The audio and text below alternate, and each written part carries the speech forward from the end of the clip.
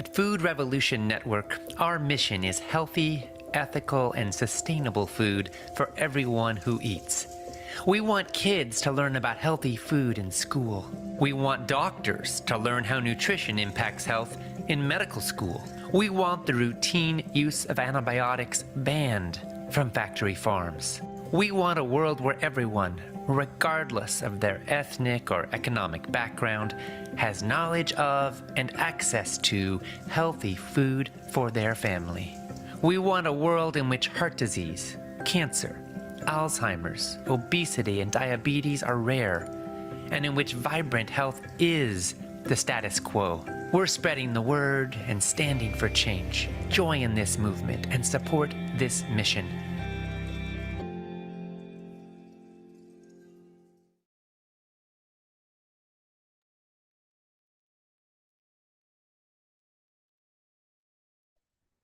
Hello, everybody, and welcome, welcome, welcome. If you were with us yesterday, welcome back. I'm Ocean Robbins, thrilled to be your host, and thrilled to be joined again today by Tracy Garrigan, our plant-based coaching certificate program director, and an incredible lineup of faculty and coaches, and thrilled to be joined by you. Thank you for coming. Thank you for being a part of this plant-based coaching revolution. This is going to be an incredible day, and I'm so happy to be here with all of you.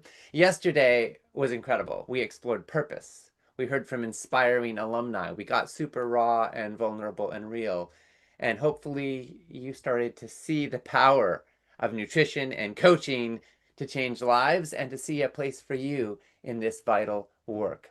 Now, if you're on Zoom, take a moment right now to share in the chat, if you were part of yesterday, what's one thing that you got out of it or that stayed with you from yesterday? It could be a moment, an insight, a question, a word that is resonating for you. And just go ahead and share that in the chat. Make sure you sure it goes to everyone so everyone can see it. Jennifer said compassion for all. Lisa said purpose. Gio said, it's possible for me to be a coach too. Sherry said, always learning. Christine says, purpose. Let's see. Dancer says, never too late to begin. And one person said, a maxing. Maybe that's amazing. Increased enthusiasm. I think I feel I want. Good evening from India, says Dr. Pradnip Kumar. Enlightening. Thank you all so much. You can keep on sharing and engaging as we go through the day in the chat. This is a place for everybody to be connecting. We won't be answering questions from the chat. So when we have Q&A times, the questions should be going to the Q&A box if you want them to be included there. And we will answer some of the questions in the Q&A box as we go. I think you can see the questions that have been answered in writing.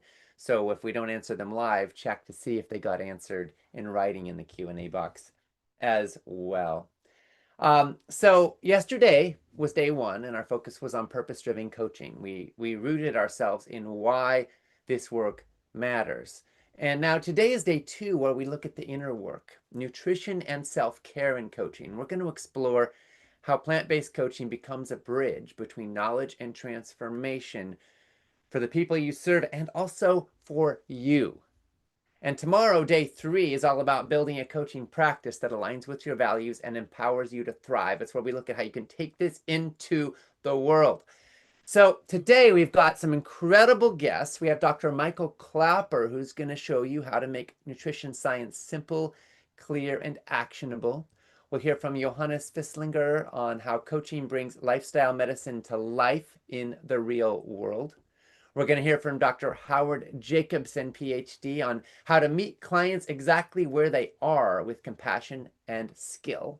And Coach Makini Duwewa will lead a heartfelt alumni panel on healing and empowerment, featuring Sharon Brown's inspiring story. Each presenter will take your questions, so keep the Q&A box ready so you can add questions as we go. And now I just want to invite you to join me in taking a deep breath. Let yourself arrive in this moment. because you could learn things today that change the course of your life. Let yourself just take that in for a moment. When the student is ready, the teacher shall appear. If you're ready, you can get so much out of this moment. So let's bring ourselves fully here. And I just want to say how much it means to me that you're here, bringing not just your time, not just your Zoom screen, but your presence, your curiosity, and your heart. Because I believe attention is one of the most powerful forces in the universe. Presence. How deeply do we embody the moments we inhabit? You know, we can go through life on autopilot, or we can actually show up. Thank you for showing up in all the ways that you are right here and right now. Now, here's something that we don't talk about enough, I think. You cannot pour from an empty cup. It's the oldest cliche in the helping professions, but it's also true for a reason. Right now, burnout seems like it's at an all-time high. We've got so many people dealing with stress, exhaustion, emotional depletion. It's everywhere. And for people who are in helping roles, whether it's parents, caregivers, health professionals, coaches, the toll can be even heavier. When we're running on empty, we don't just hurt ourselves, we model depletion to everyone around us. Our kids see it, our partners feel it, our clients sense it. The people we serve don't just need our guidance, they need our groundedness. And here's the good news. Research shows that when one person in a family or community prioritizes their own health, even through small daily actions, it creates a ripple effect. Their loved ones are more likely to make positive changes too. In other words, when you take care of yourself, the people around you begin to heal as well. And that's why today is about the inner work. My dad, his last piece of advice to me before he left his earthly body in June, he said, put your own sanity first. And that has come back to me so many times. How do we put our own sanity first? And in so many moments, I find myself like, oh, I've got this thing to do. I should just work late, even though I'm tired and fatigued and not really present. And then I remember his advice and I say, no, I'm not going to do that right now. I'm going to put my own sanity first. I'm going to take care of me. And then I find that I'm more resourced and I'm less likely to make stupid mistakes and that I'm going to regret. They're going to take a lot of time to clean up because I'm present, because I'm caring for self. So, you know, I think that the world doesn't just need more informed coaches, it needs aligned coaches. It needs people who embody the healing that they hope to inspire. Gandhi said we must be the change we wish to create in the world. And that is the heart of the plant-based coaching certificate. We believe coaching isn't only about what you know, it's about who you become in the process. The more grounded, the more nourished, the more resilient you are, the more powerfully you can help others step into their healthiest and their most hopeful lives. For years, we've been delivering world-class education on plant-based nutrition at FRN, and we realized something essential along the way, which is that information alone does not create transformation. If it did, we wouldn't be facing record levels of chronic disease while so many life-saving solutions are underused. People need more knowledge for sure. They need support. They need a bridge between intention and action. And all of that is important, right?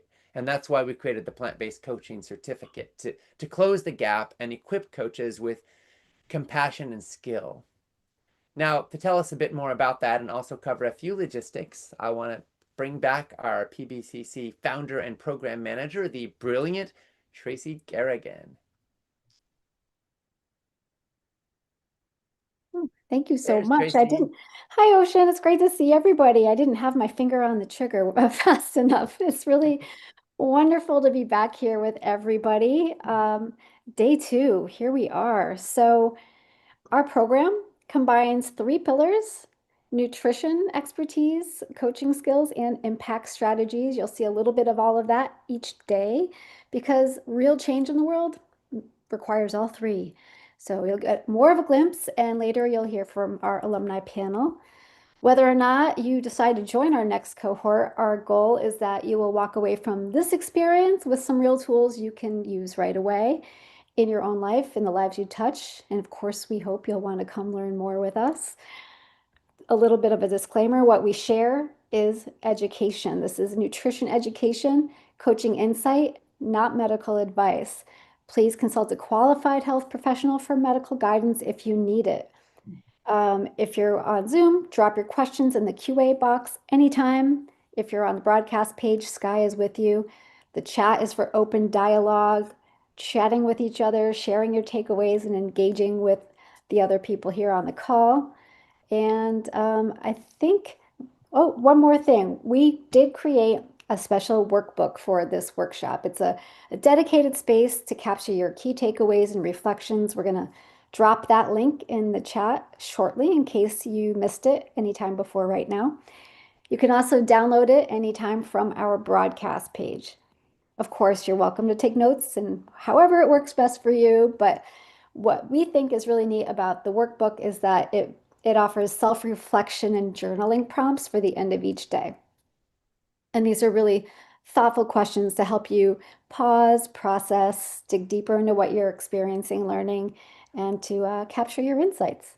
So that's it from me for now. Ocean, I'll pass it back to you to get us started with our presenters. All right. Thank you, Tracy. Yeah, it's going to be fun today, folks. We have an incredible lineup of people, and the first one today is going to be Dr. Michael Klapper, one of the world's leading experts in nutrition and in lifestyle medicine. Dr. Michael Klapper, a dear family friend going back about 4 decades now for me and my family. Like an uncle to me growing up. And now here we are getting to do this together. I'm so grateful. Dr. Klapper has practiced preventive and nutritional medicine for more than 4 decades. He's served as nutrition advisor to NASA's programs for space colonists on the moon and Mars, and on the nutrition task force of the American Medical Students Association. He's co-founder of Moving Medicine Forward, which brings nutritional education into medical schools. Hello, sound important, folks? Dr. Klapper is also the author of several books, a popular speaker, and one of the foremost experts in the world on how you can use food and lifestyle to take your health to the next level. His TEDx talk, The Most Powerful Strategy for Healing People and the Planet, has been seen by more than 1 million people. And for those of you who don't know, Dr. Klapper is one of our lead faculty members for the nutrition pillar of the plant-based coaching certificate. And he joins us on some of our deep dive calls in the program. Those are a real highlight for our members. They absolutely love Dr. Klapper, and you are about to see why. His ability to take complex science and make it feel doable, even empowering, is something folks are always talking about. Michael, welcome. Well, thank you, Ocean, for the nice introduction. Thank you for the invitation to address your group of coaches to be and nation coaches. And you and Tracy are doing, and your whole team doing just a wonderful job. And before we get into my presentation, I just wanted to say how highly I value the role of the health coach. As a physician who spends his life trying to get people to eat healthier and live healthier lives, uh, the we run into some realities, and that is who is going to motivate the patient when they run into the common problems. We can talk about eating a plant-based diet, etc. But for the person who's just totally new to this, well, how do you shop? How do you cook? How do you arrange your kitchen? How do you prepare this food? What do you do? And the doctor doesn't have time to show the patient how to steam broccoli. I've got an office full of patients to see. And the dietitian, bless her heart or his heart, they've got patients with rheumatoid arthritis who need special dietary care, the lupus patients, etc. She or he doesn't have time to deal with the common problems. And the person stays stuck. And that is why the role of the health coach is so important, because they do have the time, they do have the expertise, they are willing to call the patient and check in and to motivate the patient. If the patient knows that every week, my health coach is going to call, they're going to ask, hi, how was your week? What worked for you? What didn't work for you? How's your weight doing, going up or down? What problems or barriers are you encountering? And the health coach can clear away the the obstructions and the debris and get that river flowing towards health. And that's why the health coach is so important, so vital. And like so many of our professions in this modern life, the health coach is undervalued, just like teachers and nurses. I would triple the salary of every nurse, every teacher immediately, and every health coach should be well compensated because the health coach provides the lubricant, the magic that actually makes that transformation to health happen. So I'm a big fan, a big supporter of all of your students here who are on the road to becoming certified health coaches. Yes, we need you. There is a role for you. Do not feel that you are shunted off to the side. You are the key linchpin to make all these beneficial changes happen. And I want you to retain that understanding of the key role that you play in helping your clients create the health transformation that they need so desperately. And so know that this doctor is fully in recognition of the important role of the health coach, and I applaud you and encourage you to stay on this trail towards certification and put on the mantle of health coach proudly every day because you are saving people's lives. And yay, it's so great that Ocean and the crew have designed this program. It is so needed. Okay, with that preface out of the way here, I'm going to give you just a very brief presentation. I only have 25 minutes or so, and I'm not going to snow you over with slides on carbohydrate metabolism and protein content and all that. You can read that on your own. You can learn about that in your reading.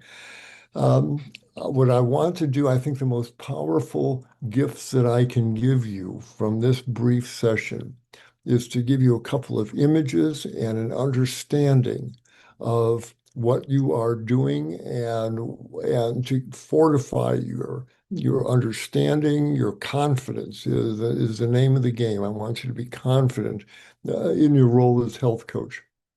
And let me give you a couple of images and an understanding that will hopefully build your confidence as you assume your rightful place on the health creation team for your client here. So with that, let me see if I can bring up my Zoom slides here. Okay, and all right, now I have to do something here first. Okay, okay. I want, excuse me, let me, I got a quick drink here. We're talking about natural eating that will help create good health. And to do this, I want to call upon one of my mentors, if you will, who gives a great exemplar of natural eating for their anatomy and physiology, and that is Professor Rwanda here. And let me quickly tidy up the screen here. Let me get rid of the video panel and get rid of the meeting controls here. And let me uh, play my slides here in full screen. Okay. Why is this not? How about this one? Yay. Okay. Continue to share. Okay. So here is our gorilla cousins in the rainforest, and these are magnificent creatures. And they grow to these magnificent muscular bodies, well, some of the most powerful in the entire animal kingdom. How do they do it?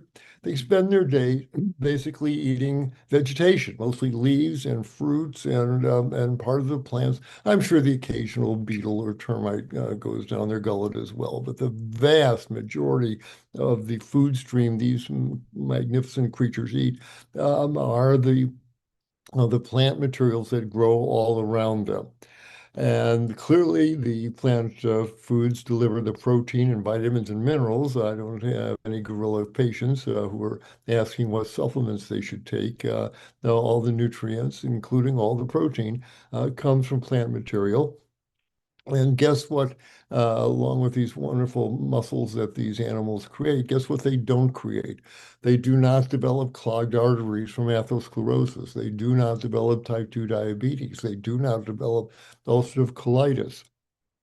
If you capture them and put them in a zoo and feed them meat and fast foods, as is a common practice, yes, they develop clogged arteries and they die from congestive heart failure.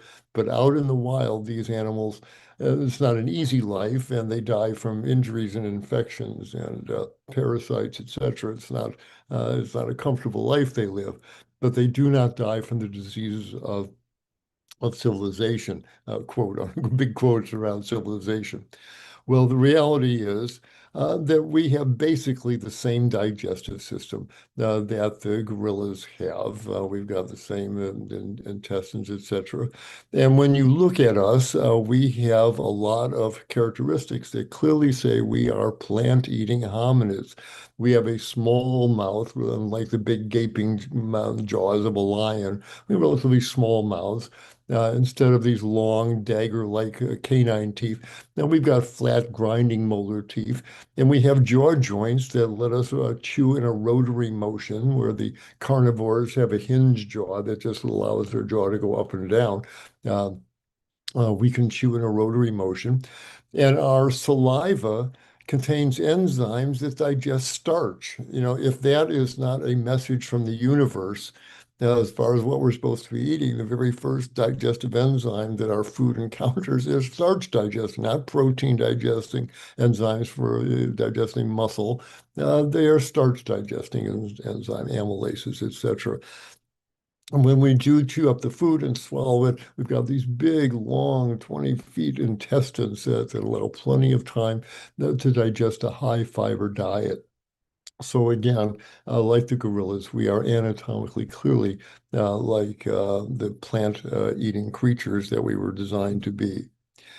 Now, that hopefully will give you, a solid understanding of, the anatomy is on our side here, and on your side, on the side of your clients that you want to eat a plant-based diet, we are well equipped anatomically and physiologically to digest that high fiber plant-based food stream. So know that, okay? And to put animal flesh down there, to eat a diet that's high in animal muscle that has no fiber, and has a lot of with the common uh, fast food substances that we eat these days, they're full of sugars and acids, etc. It's not a healthy food stream, to say the least, and it's really a transgression of natural law. When you ask when you look at, this is natural law at work here. This animal is obeying its natural law. I've never had a gorilla in the office saying, "Doc, I can't keep my hands off those cheeseburgers." They know to be eating the plant material, and to eat a flesh-based diet for us, it's a violation of natural law, if you will. It's not for the mountain lion. They're supposed to be eating flesh, and they're supposed to eat the old and slow elk or whatever. But us primates here, we are plant-eating creatures. So I want you to have that firm understanding that you are absolutely anatomically appropriate in recommending a plant-based diet to your patients and clients. Okay, that's the first thing that I wanted to give you as a solid foundation to stand on in your recommendations while you coach. The second is an image of a process that is really important to understand. And here we are. Here's a beautiful, natural, small river, free-flowing, clean, and it's doing what rivers do. And the stream banks are unpolluted and healthy, and it nourishes all the creatures around it. Water is life, and it nourishes the plants, it nourishes the animals, the insects, the birds, such as the natural life-giving force of rivers. But we humans, as you can see, we don't respect nature very well, most of us, it seems. And many times we treat the rivers as our sewers. And let's imagine that little bridge over this river, and every time people go over, they throw their garbage into the river. People do that, and you keep putting garbage in the river and garbage in the river, and eventually it builds up, and the river flow becomes obstructed. And so here we are. You can see the garbage has accumulated and it's dammed up the river flow. And you can see that the healthy, brisk flowing water is no longer flowing briskly, to say the least. And if you look at this sandbar that has now built up, this is natural silt that should have washed down the river, but as you obstruct the flow, now then the sand starts piling up behind it, and pretty soon the rivers will, as decay of vegetation sets, in, the river starts to smell, and it becomes eventually, if you don't remove the obstruction, becomes a fetid, foul-smelling swamp. This is the state of natural systems, including that in your patient's bloodstream. And this flow, if you allow me, this is the life energy in the person. This is blood flow through the arteries, but it's also the flow of energy down the nerves and the cerebral spinal fluid. Every place that should be free flowing, there's a low grade and sometimes a high grade obstruction.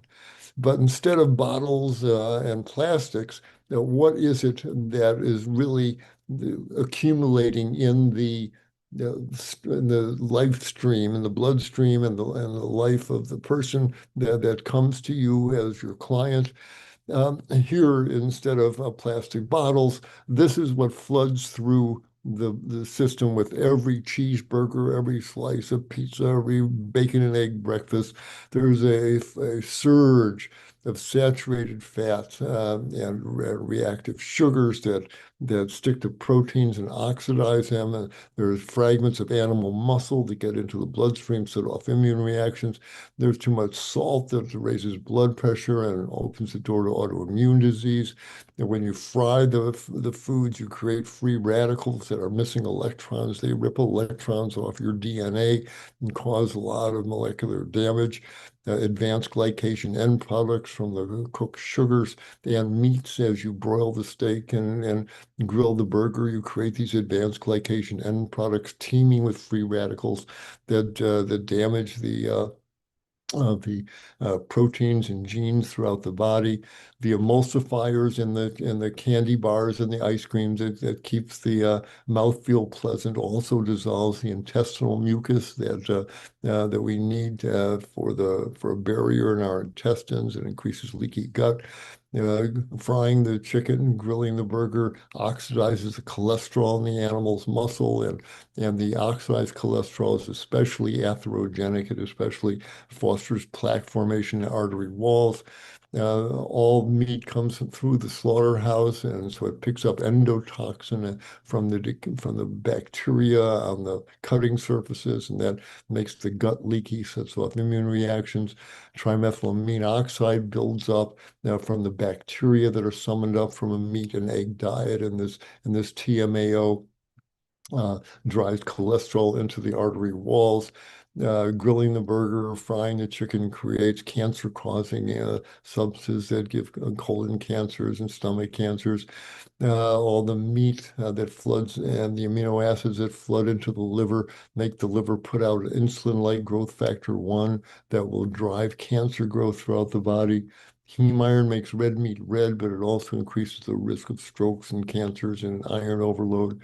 The animals in the feedlot are fed bushels of grain sprayed with herbicides and pesticides. They drink water with mercury and cadmium and lead in it. They're given hormones and antibiotics for growth promoters. All these substances concentrate into the animal's muscle, and then you bite into it with every chicken breast and burger. You get the concentrated contaminants that animal was fed. Again, grilling the burger, frying the chicken creates reactive aldehydes that tear your genes apart. They're mutagenic. You're just having lunch. You don't want to damage your DNA, but that's what eating cooked meats do. New 5GC is only made by animals, and it sets off inflammation throughout the body. And now the microplastics from the breaking down fish nets out in the ocean, the fish. Little fish consume the microplastics. The little fish are eaten by the bigger fish, eaten by the bigger fish, the salmon and the tuna and the microplastics concentrate. And it turns out that as these fish are hauled out of the ocean, half the fish catch is ground up and added to animal feed and fed to cows and pigs and chickens along with all the microplastics. And so the meat eaters are consuming all the microplastics from the ocean. The dairy cows are now the largest ocean predators on the earth. So this is what is contaminating and polluting the river of life that your client comes to you with a body that is suffering the consequences of a daily food stream with these contaminants in it. Their river is all clogged up inside, and it manifests as obesity and high blood pressure and angina and diabetes and inflammatory reactions. But again, it's because the river of life is so polluted and clogged up. So they're asking for help. Please, we can't keep living in these bodies. We're not going to live much longer unless we do something to free ourselves from this. So here you are. The doctor says, eat a plant-based diet. The dietitian says, yes, plant-based diet, low sugar, low salt, low fat. But how do you do that? Well, you are now getting the tools to be equipped to help these people. And you work with them, find a food plan that works, and you get into their lives. And here you are as the food coach, and you put on your boots and you wade in to the river, so to speak. And this is the river of their life. And you're pulling out not the plastic bags, etc., but their habits, their practices. What you look in their refrigerator, you go out, you talk about ordering out in restaurants. You get into their lives, and you start pulling out those factors that are polluting them, that are stopping up the flow of their life energy. This is what you are doing. The doctor doesn't have time to do this. The dietitian doesn't have time to do this, but you do as the health coach. And this is a life-saving action. And it takes time. But you keep working on it, working with them, you encourage them, you be their cheerleader. And as the weeks and months go by, ta-da, finally, you've removed the obstructions, and the river is now free flowing again. But look, that sandbar is still there. What do we do about that? Does she now have to get a shovel and a bucket and wade in and start shoveling out the sandbar? No, you don't have to do that. Why? Because the river is now free flowing. And and the river, day after day, minute after minute, but certainly day after day, the current in that river is going to start around the edges of that sandbar, start wearing it away and wearing it down. Why am I saying this? Because this is what a healthy, whole food, plant-based diet does. That you need to have confidence. Every salad, every bowl of vegetable soup, every plate of green vegetables, every vegetable-rich curry and chili and stew and soup. Each one of these sends a surge of phytonutrients, of beneficial molecules that in contrast to what the standard Western diet that sends free radicals and saturated fats and clogs up their river. Now, know that every day that is filled with the salads and soups and steamed veggies and all the high fiber, plant-rich meals that you're going to help them run through their system. Each one of those meals is like a flood of fresh water through their river of life, and whatever obstructions they have, the inflammation, the swelling, the various disease states as the weeks go by. Just like the river steadily wears down the sandbar, the plant-based diet will slowly and steadily reverse these diseases that have been caused by an unnatural diet that transgresses natural law.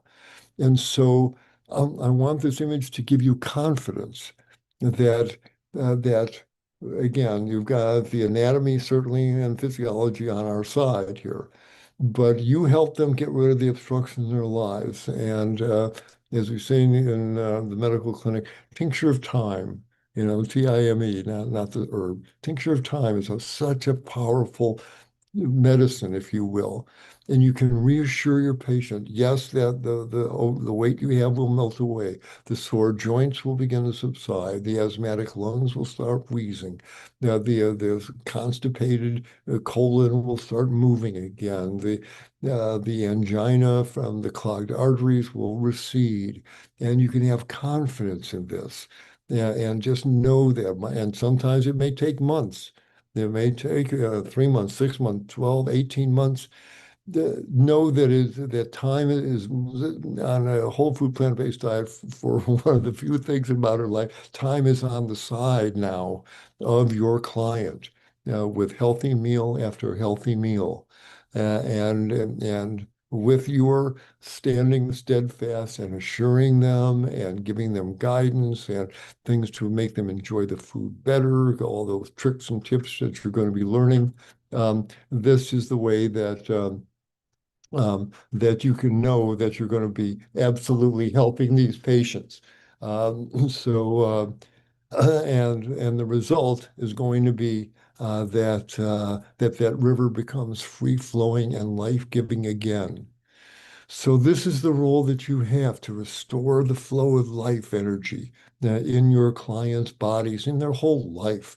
And of course, it's not going to only affect them, it's going to affect their family. Their friends are going to notice the improvement. The people at work is going to notice the improvement. The ripples will spread out from the work that you do with them. And so I wanted to give you these two images of the know that the gorilla eating the veggies is obeying their anatomy and their natural law, and notice that your job is to pull out the obstructions of the river of life and restore that natural flow of health, and you'll save your client's life in doing this, and it's the greatest satisfaction to know that you've helped the patient. I go to bed in the evening when I've had a patient like this in the office, and I go, yes, because I know that they're on their way to be a truly healthy person rather than a medical patient. So that's what I wanted to share with you, and hopefully you'll be able to stand on these images and counsel your patients with confidence. Absolutely beautiful, Michael. Thank you for making it so simple and so memorable.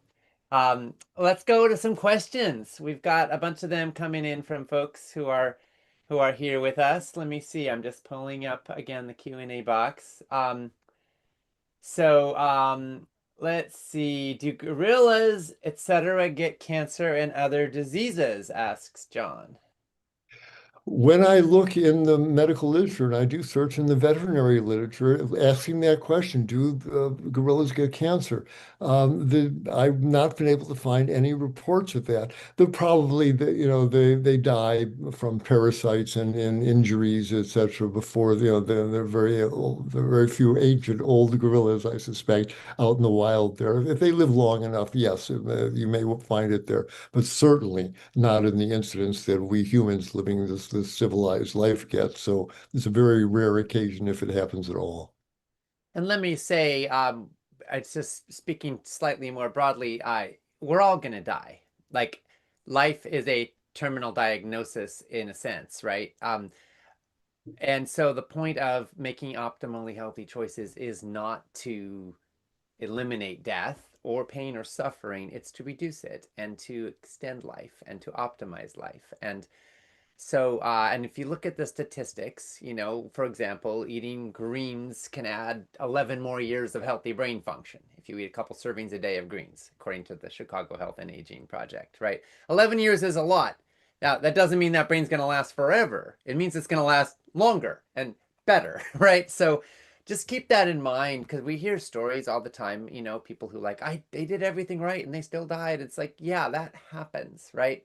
But you change the odds in your favor, right? And that's what we want to do. So, and also, it's not just about how long we live, but how well we live with clarity, vitality, joy, pleasure, and aliveness. And so, just to put in Oh, that note of well, context, because yeah, everybody's going to die, gorillas included, of something.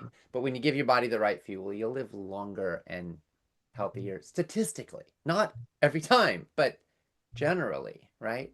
And that's what we're doing here. well said, Ocean. Well said. Let's see. Anonymous attendee said, how does one who is overweight still, despite eating whole foods plant-based, be a health coach when you're not the epitome of healthy weight yourself, but still want to help and support others? Well, such an important question. And in this age of Ozempic, I wind up shaking my head because all these people really need to do is adopt a whole food, plant-based diet because Mother Nature, in her wisdom, made fruits and vegetables mostly out of fiber and water that have no calories. And if you go back for a third bowl of vegetable soup, who cares? It doesn't matter. The calorie density is so low that this is guilt-free eating, and you can't hold weight on this. And tell your clients that you're on your own journey here, but just know that keeping your belly full of soups and salads and steamed veggies, you're going to trim down as the weeks go by there. So be patient, be persistent, stay on the road there, and your progress will be a great example for your patients because you could say, I've been there and I know what you're going through. It gives you more power, more authenticity if you are starting it from an overweight situation. But keep eating those soups and salads, and you'll wind up with a nice, lean, healthy body. And just to add to that, there are some people who are eating a plant-based diet and still struggle sometimes with food addiction of various kinds. Often it's the hidden sugars, it's the ultra-processed foods, vegan junk food. Not always. There are people who have food addiction levels where they also need to have some bright lines around quantities of certain things that can be fattening. Um, we actually have one of our presenters in the plant-based coaching certificate is Dr. Susan Pierce Thompson, who developed Bright Line Eating, which is a really powerful program for breaking free from food addiction. She's a best-selling author and has really got a breakthrough around this. So for anybody who feels like they're doing all the right stuff and they're still not getting down to their goal weight, it's a really important resource. But I want to say that your challenges do not render you incapable of helping others. In fact, sometimes they build empathy, they build rapport, they build connection. Someone can look at you and say, oh, they get me. You do not have to, you have got to be on the journey.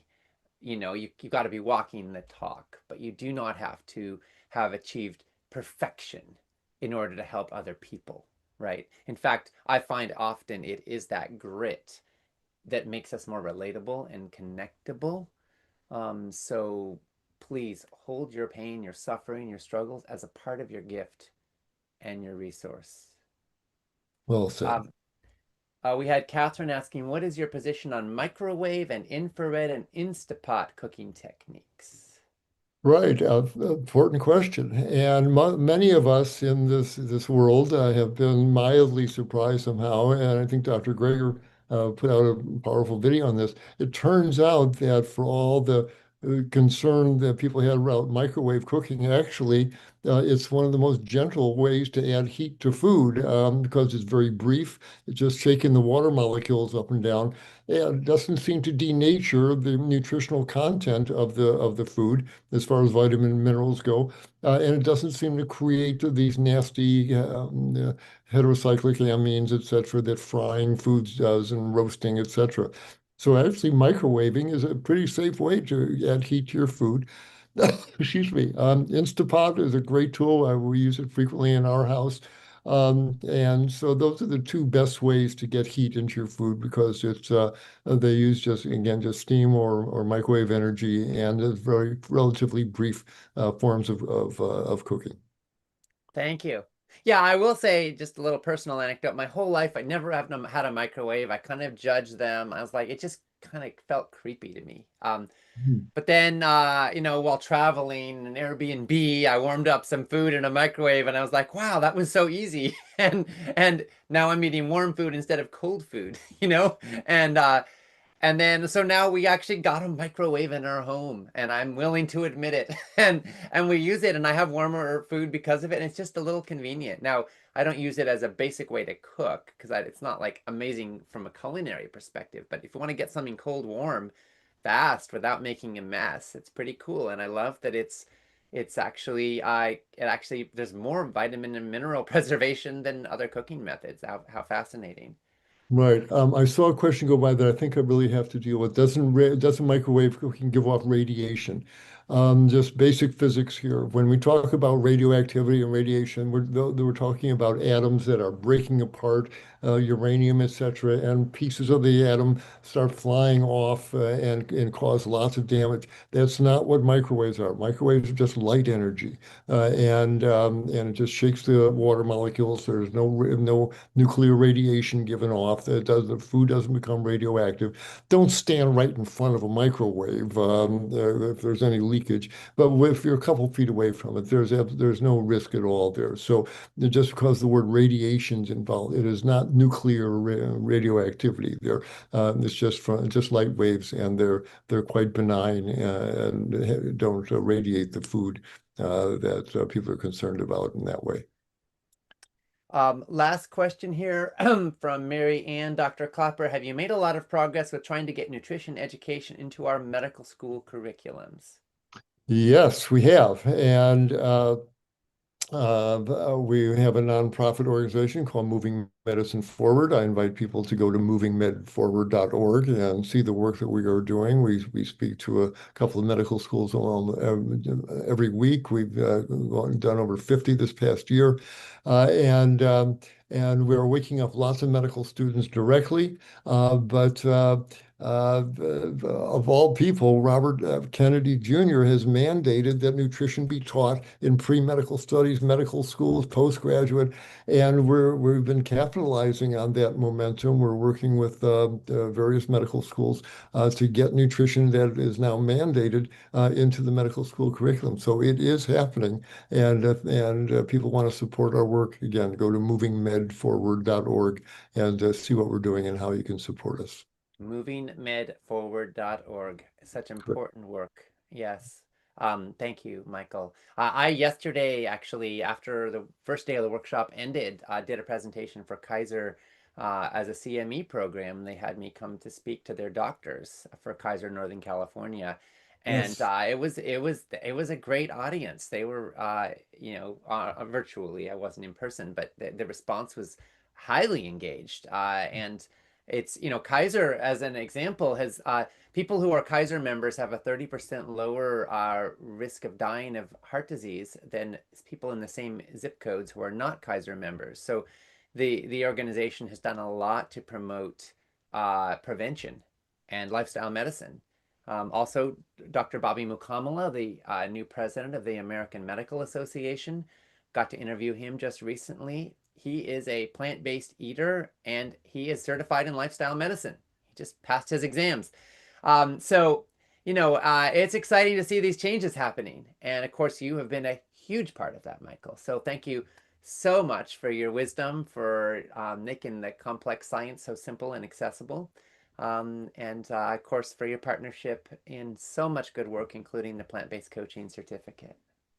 It's my honor. By the way, I'm in Dallas at the annual meeting of the American College of Lifestyle Medicine, and the doctor, as you mentioned, is who's the AMA is speaking right now. Actually, I'm going to go down and catch his talk. Okay. But All he's right. right here, right now. So, what an honor and delight to be part of your program here. Thank you, and blessings on all the participants here. You got a great life ahead of you. All the Thank you. best. All right, friends. Well, now that we've looked at nutrition a bit, we're going to focus now on how this connects to the broader field of lifestyle medicine. And there's no one better to guide us into that conversation than our next expert speaker, who is a trailblazer in the global movement to make lifestyle medicine and health coaching accessible to everyone. Johannes Fisslinger is the founder of Lifestyle Prescriptions University, the clinical lifestyle medicine AI platform, host of the Global Lifestyle Medicine Summit, author of The 6 Root Causes of All Symptoms, and Dr. Healthy Wealthy AI. He's also the director and producer of impactful documentaries like Lifestyle Medicine and Titans of Yoga. Johannes also plays a special role in our broader ecosystem. He is the educator we trust our plant-based coaching certificate graduates with when they want to continue their path and pursue board certification through the National Board of Health and Wellness Coaching, or if they want to pursue advanced degrees in lifestyle medicine. We've worked with him to create fast tracks so our graduates get discounts and expedited programs. He's helped thousands of health professionals to deepen their skills and strengthen their credentials and step into leadership in this growing field. Johannes, welcome. Welcome, welcome. Thank you so much for the invitation. All And right. it's kind of interesting that I just talked to Dr. Klapper yesterday at the Lifestyle Medicine Summit here in Dallas, so I'm here too. So, it's great to talk to you and share what is lifestyle medicine to everybody while we're at the conference here. So, thanks again for the invitation. Absolutely. Thrilled that you're here. So I'll just hand it to you now, and you can share with us a little bit about how does coaching fuel lifestyle medicine? How do these fields sync? Well, from our perspective, and I think we all agree on that it's two sides of a coin. Where we have lifestyle medicine is more the clinical approach of physicians, clinicians, healthcare professionals, and health coaching is playing a supporting role, which is very, very important. And I go more into that, obviously. Quickly, we've been training health coaches for a long, long time. But one of the things that we did over the last 5, 6 years actually shift more and more to lifestyle medicine. And the reason is that we believe lifestyle medicine has the potential to really transform healthcare. And we all are very happy about our current healthcare system, right? It's perfect. No, it's not. But, like being at the conference and our summit, if you see thousands and thousands of physicians are excited about lifestyle medicine and plant-based, which is a part of lifestyle medicine to a large degree, it's really inspirational, right? And so, what I'd like all of us to do, really visualize that the vast majority, and I talk to thousands of doctors every month, almost all of them, they know that lifestyle medicine is the path to move forward, but they're caught in a system that doesn't allow them to do that, right? It's as you all know, it's 15, 20 minutes of time per patient. They are in the system also in terms of reimbursement. It's fee for service versus providing like volume and quick fixes is incentivized versus quality care is not necessarily incentivized. And so we've been, offering our degree programs in lifestyle medicine. We've said, you know what, let's just move forward. That's kind of like what I really like to do, like looking where is this going? And then find solutions, right? Very pragmatic, real solutions. And this applies to health coaches too, right? So we have a very simple mission, which is making lifestyle medicine and health coaching accessible to everyone. And the accessible part, I think, is important because theoretically it's available to everybody, but it's either a financial situation, typically If someone doesn't have the funds to pay for health coaching or for lifestyle medicine services, then it's not really access, right? And so I go deeper into this in a minute. So let me share screen quickly. I just have a couple of slides here. Here we go. Where am I? Here we go. So just the definitions, because I think that's important. You guys know, most of you know, health coaching is really about engaging individuals and groups in evidence-based, client-centered processes that facilitate and empower clients to develop, achieve self-determined health and wellness goals. And there are a couple things are really important here. Ideally, and that depends on the training, and I know Ocean and their team with the plant-based certification training, that is evidence-based, right? Which is very important. And what that means is that, as you guys know, I mean, there's so much information out there. I mean, it's like overloading, and now with AI, right? It's too much, and that is where people are. The vast majority of people, patients, clients, they're overloaded, and they read things, and that the contrary information is available too, and a lot of claims, right? So it's important to look for resources that are evidence-based or training programs. And lifestyle medicine is the total focus on evidence-based lifestyle medicine, and most or a lot of the health coach trainings are too. Client-centered process. So a big difference between traditional care and health coaching is that a health coach is not telling the patient what to do, right? But rather using health coaching skills like motivational interviewing, we calling that conscious questions, meaning, first of all, we are present with the patient, with the client. Then we ask questions that relate to their behaviors, to their lifestyle habits.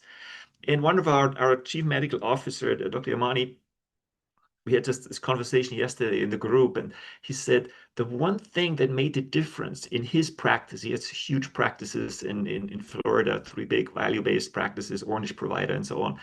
He said when he learned, oh, being present with my patient, like what concept is that?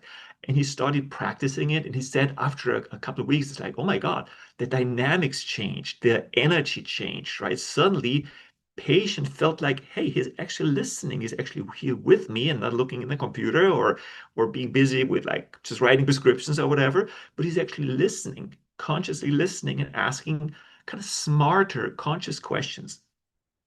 And so the coaching process is very much about that. I think the core, if all we learn to do as health coaches in a really profound way is to be present and to really connect with that patient, which obviously in healthcare is missing, right?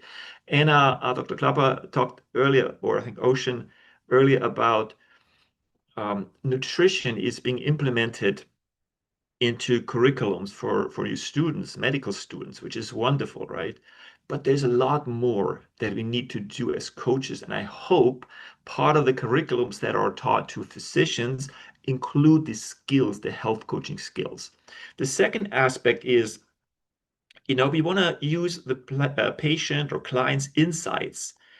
And I do this with most patients, and when we train or ask anybody out there and you say, okay, do you kind of intuitively know or kind of sense what would be healthy in terms of nutrition, exercise, and so on? And I think 99% would say, yeah, I kind of know what I should do. But the problem is they don't know how to do it, or they don't know how to be consistent. So from our perspective, the way we train and teach at the university is a very pragmatic approach. Pick up where the client is at that time. Ideally, use small steps to get started, because what we noticed is when you have a client in front of you or a patient in a clinical setting, and you start talking about, like, for example, oh, now you have to go full throttle, plant-based and exercise daily and improve your sleep, it's just overloading them right there. And so we use a lot the micro habit approach. So you start small, create wins with patients, and they say, oh, you know what, I just cut my 8 cups of coffee down to 5. Man, I feel already better. It's amazing. That builds this momentum, and then you build up from there, right? Wherever the client is.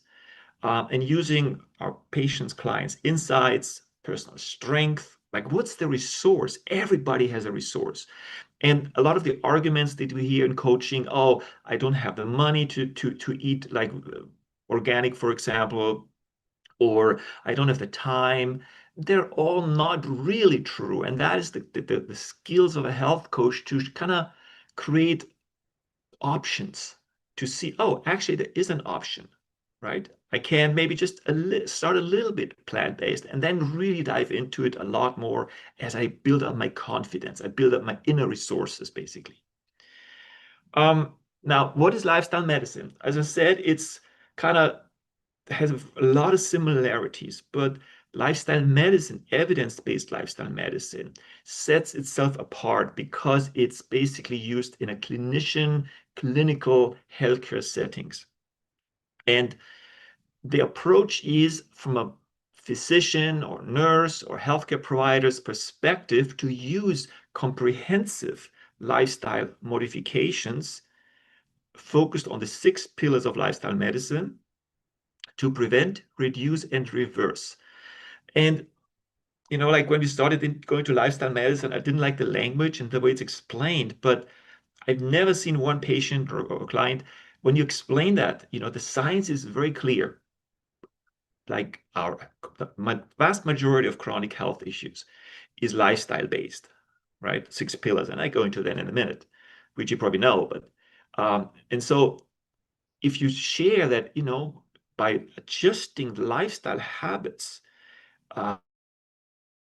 evidence understanding, we know that it can prevent, reduce, and reverse chronic disease. And that covers everyone, right? For some that are in their 30s, 40s, a bit overweight, they want to prevent.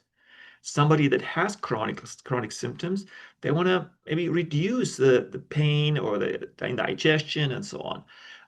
Somebody that has maybe major health issues, obviously they want to move towards reversing these chronic symptoms. So these are the 3 aspects which I found resonates really well with everybody you talk to. Now, this is the more medical, this is like our lifestyle prescription university version of how we explain it. It's more simple in terms of the language. This is the Board of Lifestyle Medicine. Lifestyle medicine is the evidence-based medical specialty that treats root causes with therapeutic lifestyle interventions. It's how clinicians restore patient health and reignite their joy of practice, grounded in 6 interconnected, and that's important, pillars. Lifestyle medicine treats, reverses, prevents chronic conditions like type 2 diabetes and others. So from physicians, and please, I think that is really important that we as health coaches, we understand also the physician's perspective, because they've been trained so differently than we as health coaches. And actually that to me is kind of a challenge, a problem in a way, something we need to all overcome in health coaching, that we as a health coach that wants to practice in or move into healthcare, I think it's really important to understand how physicians, clinicians think. And once you do, you build up that language, that understanding, which is a lot more factual based. It's a bit more directive, obviously. You're going to open up a lot of possibilities, because one thing is clear. Lifestyle medicine is going to be the foundation of healthcare in the future. Type in the chat box. I want to know if you agree with that. Because talk to any politician, the ones that are not totally ignorant, sorry, but any politician, any healthcare provider, they know this. They know this. But, and that's where we all have to come together, that we don't see ourselves in silos. Oh, I'm a health coach, I'm a physician. No, I think that is not going to work, because then we go in different directions. So my hope is, and that's part of what we're trying to do at Lifestyle Prescription University, we work with physicians, health coaches, everyone in this field, and have a neutral perspective, right? We all want the same thing. We all do. but often the language and our system that we're in makes it really difficult. So as everyone that is here, please have I hope you can develop a positive kind of perspective and honor what physicians do, because it's hard work. I could not do that. I'm telling you, when I hear Dr. Yamani and others, it's like, oh my God, having 25 patients a day, right? I could not be able to do that. But then where this is going to go is, and we see the new administration, whatever you think politically, they're moving some areas in the right direction, right? Like Dr. Klapper was saying, with education, nutrition for physicians, that's required now. But there's more to come, I'm sure. And if we all build up that momentum, then in a few years, more and more physicians learn evidence-based lifestyle medicine. And there are already 10, 15,000, I think, all in the US that do that. And they all, at some point, need a health coach. Isn't that cool? So think about this. And that's the vision, right? The reason why we switched to lifestyle medicine, we saw as a health coach, and I hope guys, you don't get me wrong, please train as a health coach. We need lots of them, right? We need you to be involved, especially plant-based is a great training. Think about, where do probably 90, 95% of people go when they have health issues? They still go to a doctor. And there's such a disconnect right now. I'll never forget some of the health coaches that work in healthcare or outside, but partner with physicians. They're always telling me, I can work with a patient 3 months, they make tremendous improvements, but then they go to a checkup to the doctor that doesn't know about this, they have never heard about it. And they say, oh, that doesn't work. I tried that. I tried the eat better, exercise more strategy. People don't do it. My patients didn't do it. And then that is so discouraging, right? But think about the next scenario, the new scenario, how this is going to play out over the next years. Physicians are trained in lifestyle medicine, evidence-based lifestyle medicine, and then they have options. There are X prescription, the traditional medicine prescription, right? Which metformin, for example, or whatever it is for that specific health issue. That's what people know. That's what they know. But then they have an option. They say, well, actually, there's the second option. You can use evidence-based lifestyle medicine.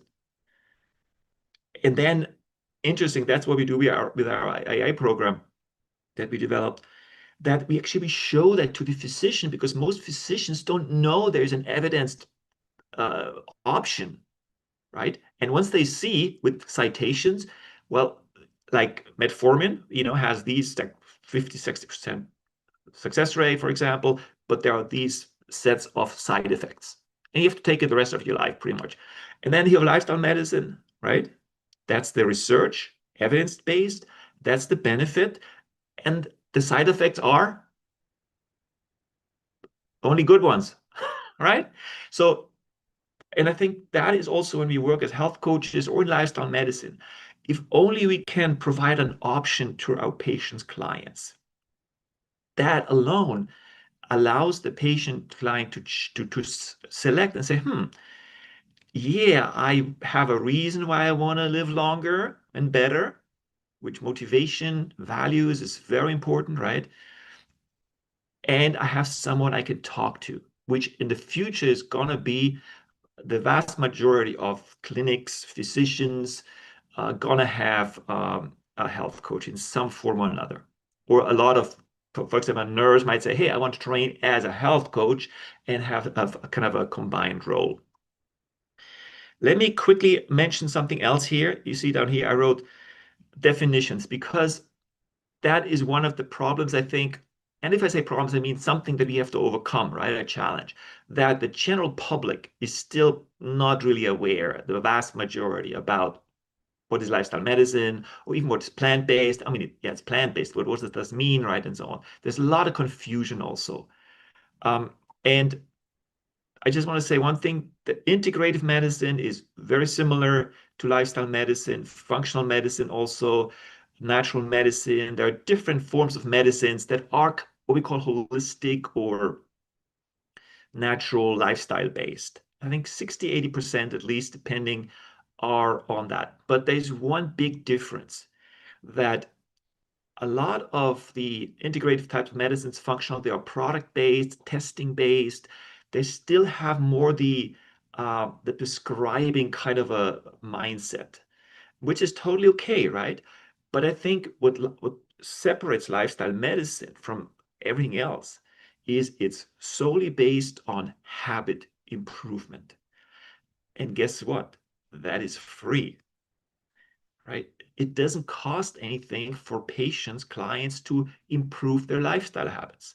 And that's why I feel, and not just me, but lots of organizations that are working together now more and more, and physicians, that's why lifestyle medicine has this potential to really, in terms of public health, reach everyone, especially the ones that maybe cannot afford a certain amount of fee to use natural type of integrative functional medicine and so on. So that's why I think lifestyle medicine is already, like, if you know Dean Ornish, David Katz, and all these guys that did the actual research, that's what they show. And so that's what's going to happen. Okay, so let me continue. I was talking briefly about, and guys, if you have, let me see, I'm very bad with time. So maybe just warn me, like give me a 5 minute or whatever, because otherwise I talk forever. So this is a worksheet we use. And see, if a client, if I know I have options, then I can choose, and it puts the responsibility back to me with the support of a coach. So you can do nothing, which is probably the worst situation when you have a chronic health issue or have challenges. You can manage chronic disease, which for emergency medicine is very important. We don't want to have a coach, basically, if someone is in an emergency situation. No, coach comes afterward once the emergency has been solved, right? Treating symptoms, that's our current healthcare system. Pay for service, fee for service, which means mostly it's we pay for service, and that the incentive is then, oh, more services means more income. Versus lifestyle medicine is value-based from its core, which means that I provide quality. The more quality I provide, the more income. In a sense, the more satisfaction, the more we grow this network. So it's a different mindset that lifestyle medicine and health coaching brings in. And I think many of you asked for the 5 minute warning. We should move to Q&A in a couple of minutes now, just so you know. Okay. How does that always happen? Time's flying so fast. Yes. Anyway, so quickly, there are 6 pillars, and probably many of you know that, but let me just refine them or talk quickly about it. It's about avoiding risky substances. It's probably one of the first ones, right? And we all know what that is, especially in food, chemicals, and so on, and other risky substances. Nutrition. In the lifestyle medicine, is one of the terms used is mostly plant-rich whole foods to eat. What we noticed is working really well to say improve the quality of your carbs, proteins, fats, right? I like simple, pragmatic solutions, right? And communicate in a way that the patient, whoever's in front of you, understands, right? Fitness, exercise, very important. It's one of my big issues, being on a computer a lot and online, getting that regular exercise in. Because, and I'm not going to go too deep. Stress management, equally important.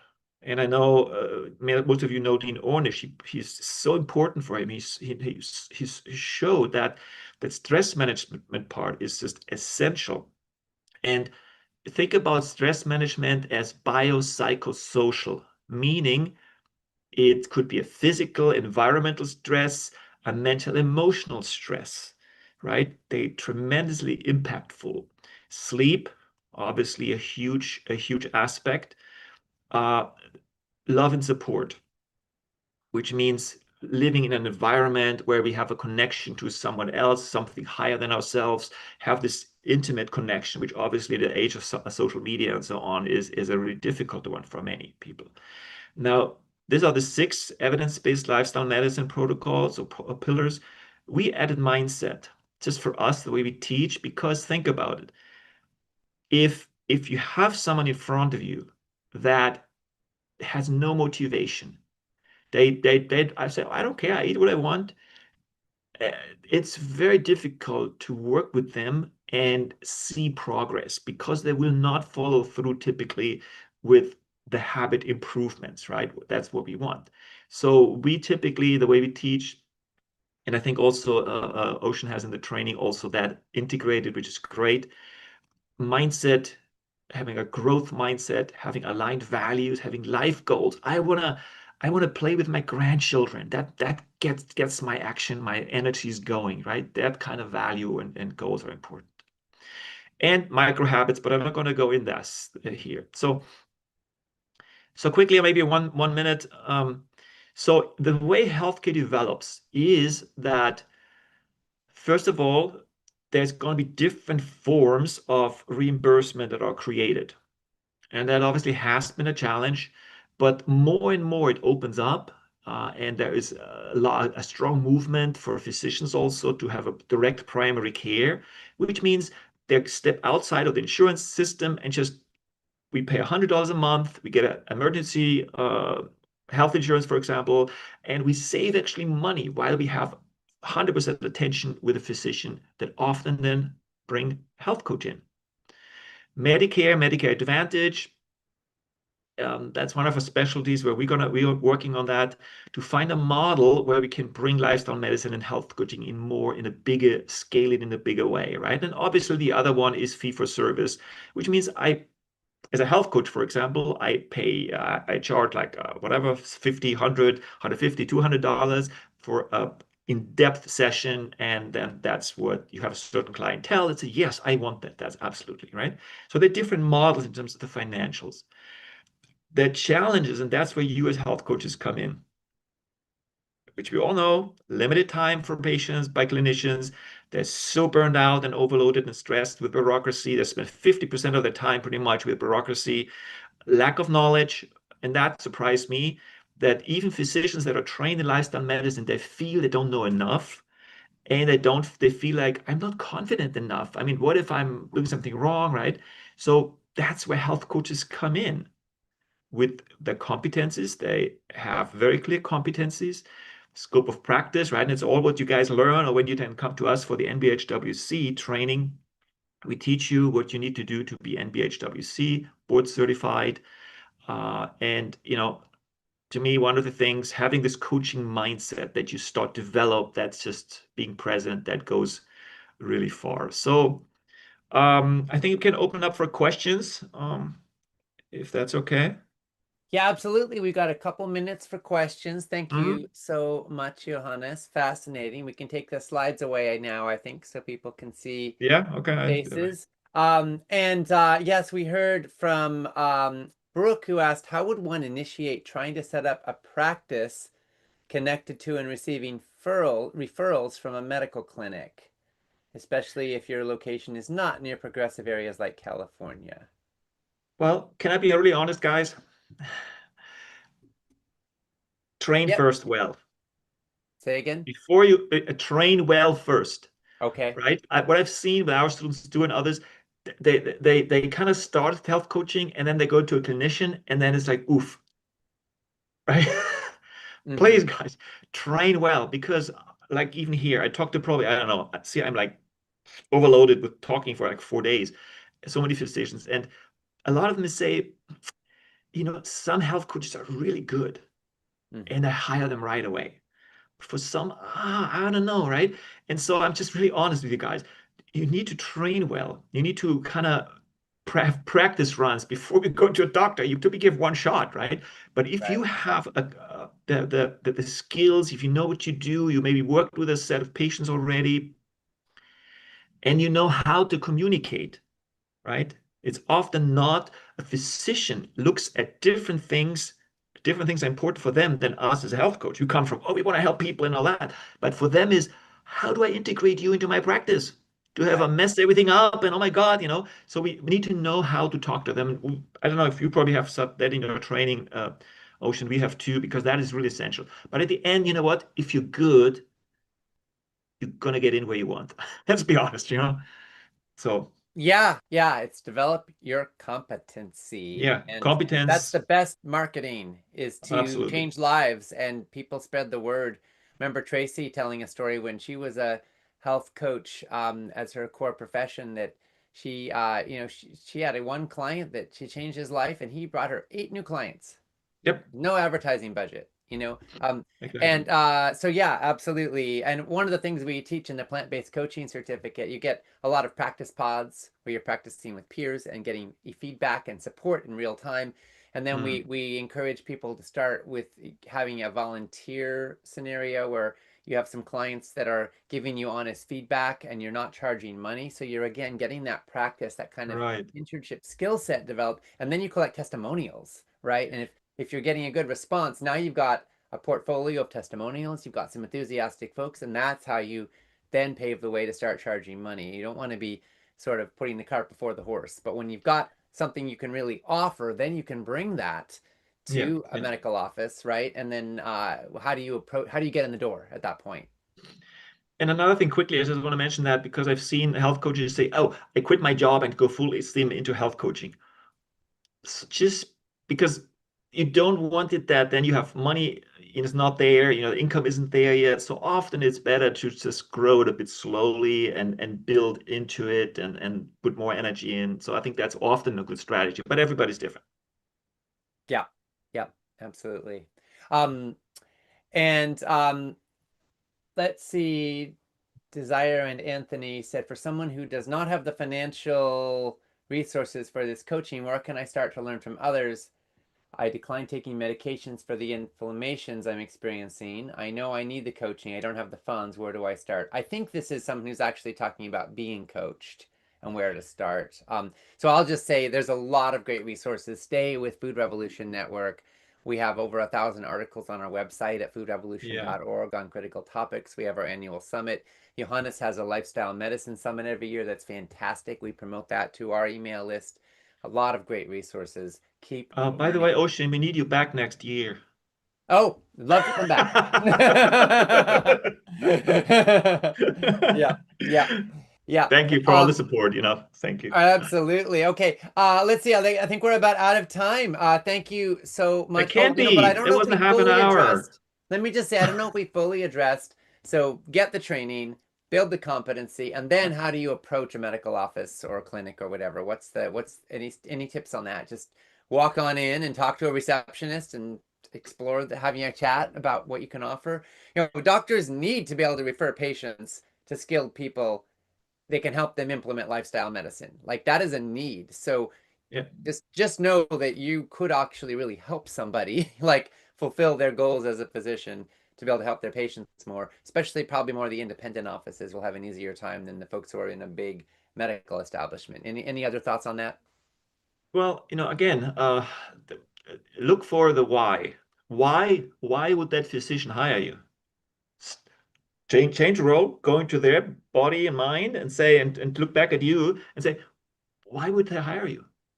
And typically it is because they're burned out and they have a lot of chronic disease patients. They don't have the time to deal with them in terms of a lifestyle medicine health coaching perspective. So they need you to actually handle that because what a health coach does is about habit improvement, habit change, guiding, coaching someone, right? Very different role that a physician or nurse plays. So that's one. Often income, add income revenue stream, right?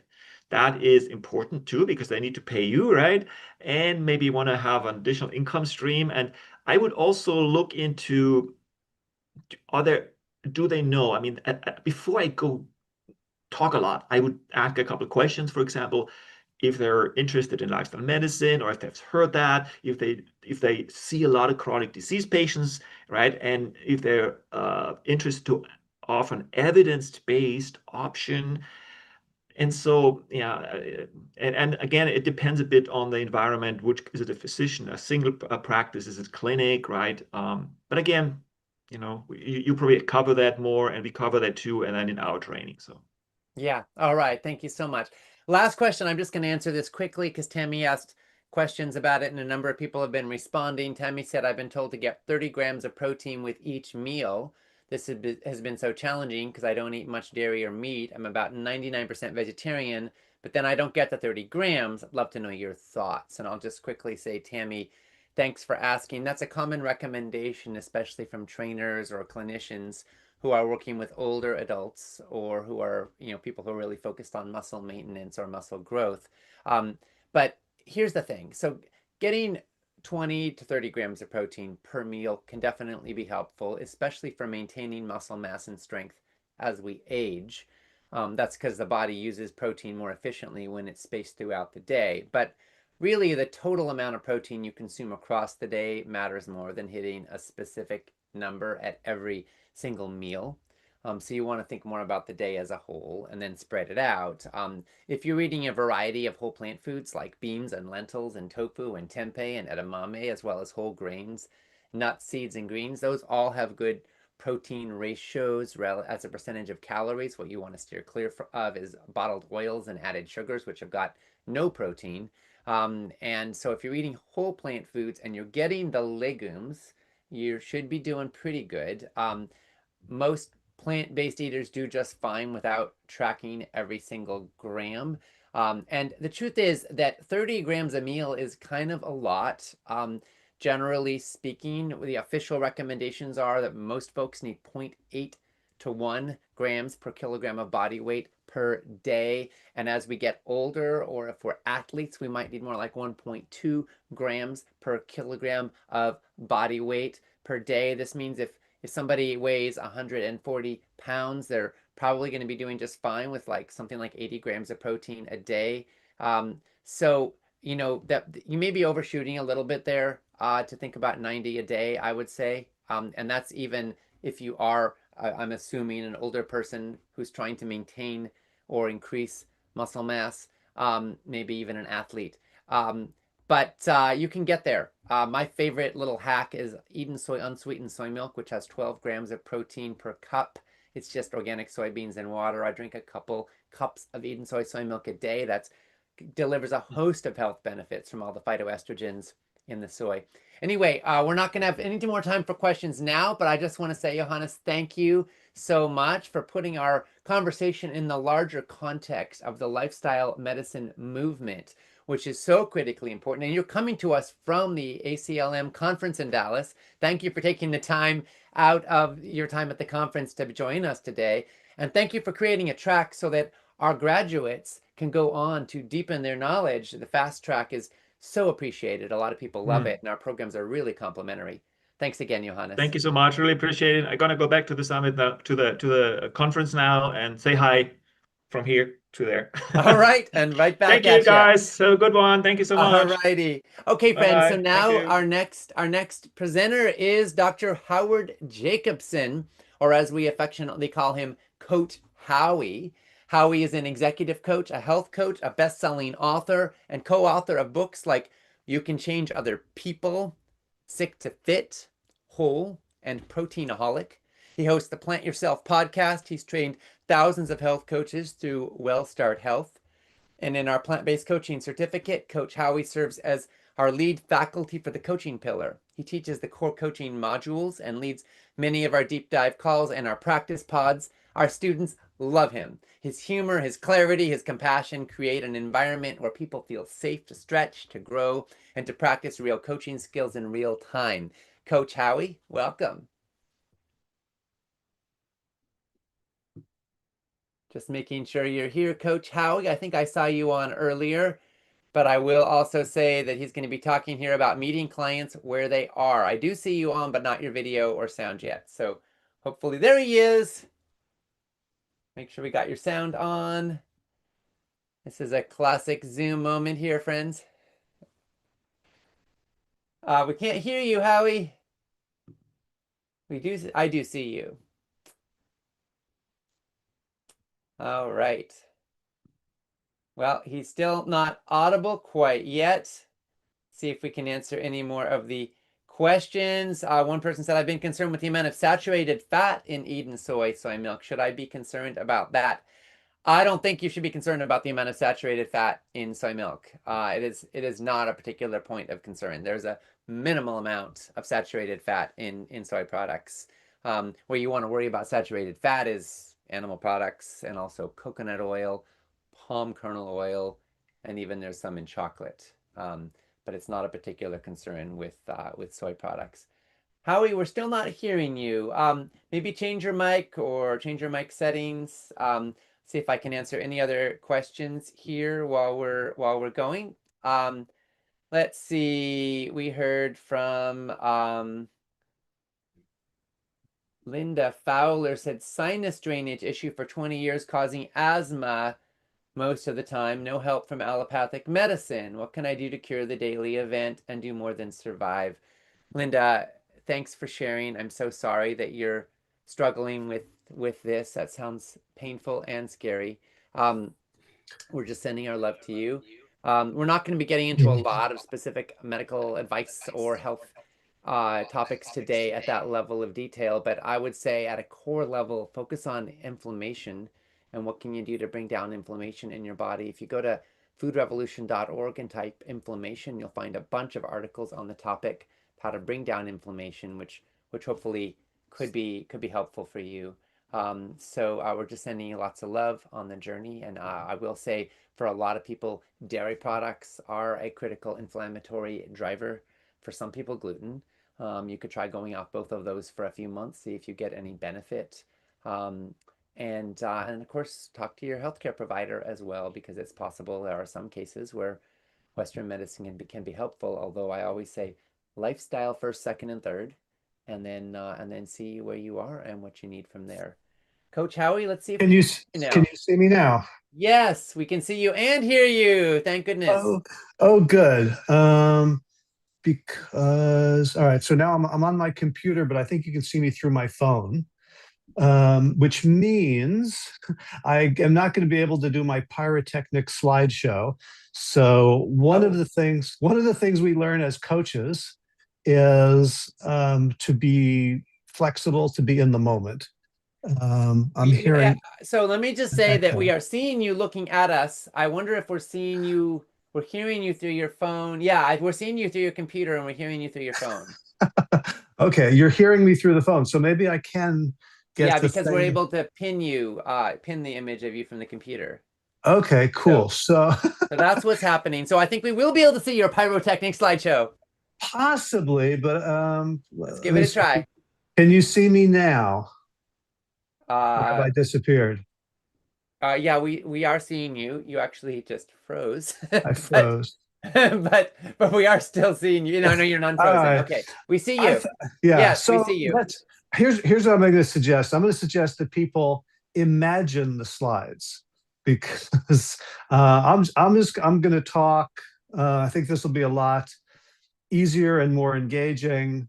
And I'm just going to pull them up for myself so I know where I'm going, if that's okay for folks. Okay, so the topic that I was asked to speak on is meeting clients where they're at and creating space for real transformation. And I kind of went back into previous slideshows that I've done, previous presentations around the basics of coaching. And then I realized I've never thought about this clearly before, but I was like, and I think it's because I've been traveling and I'm jet lagged. So I'm a little more, shall we say, introspective. And I'm like, where are clients at? And where am I at? Where are health coaches at? Because if we want to meet somewhere, we kind of have to know where that is. And what I realized is when we think about where our clients are at, so like I kind of want to stipulate a couple of things as givens rather than spend our time teaching them, and then kind of unpack it. So before we do, I have a couple of 5 client situations. I just want people to listen to them and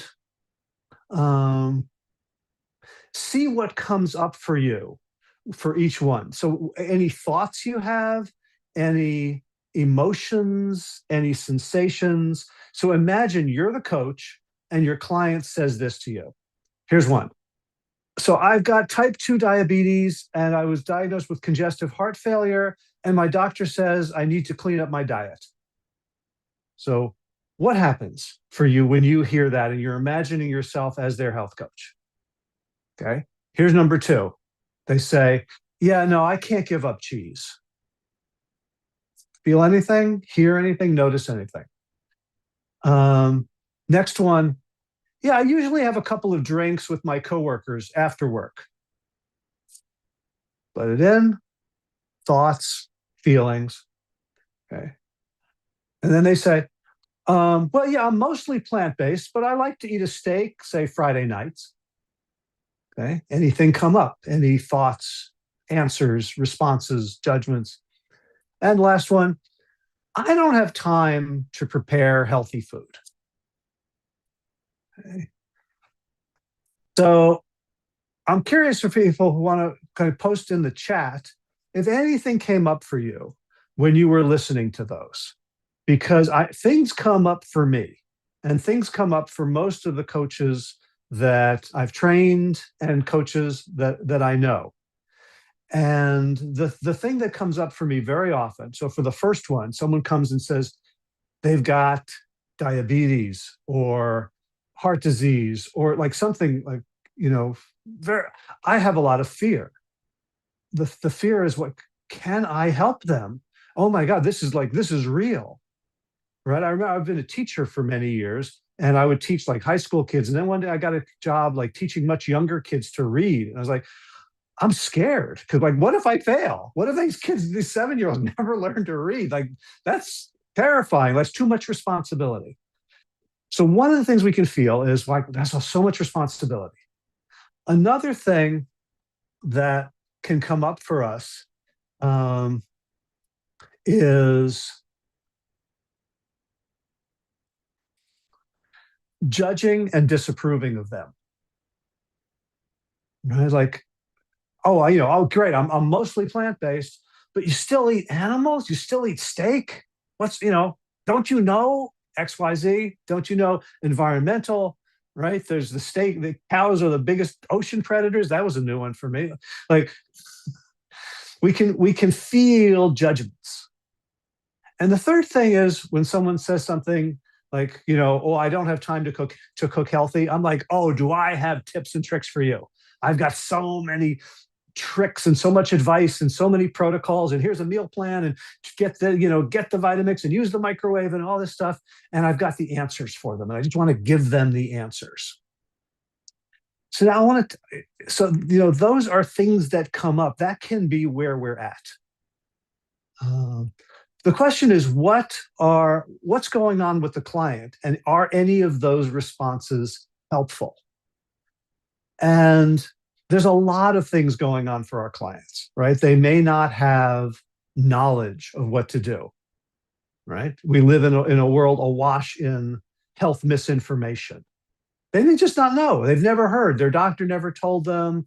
The blogs and websites and magazines and TV shows that they've watched in their lives haven't told them, hey, whole food, plant-based is a really good approach to a lot of stuff.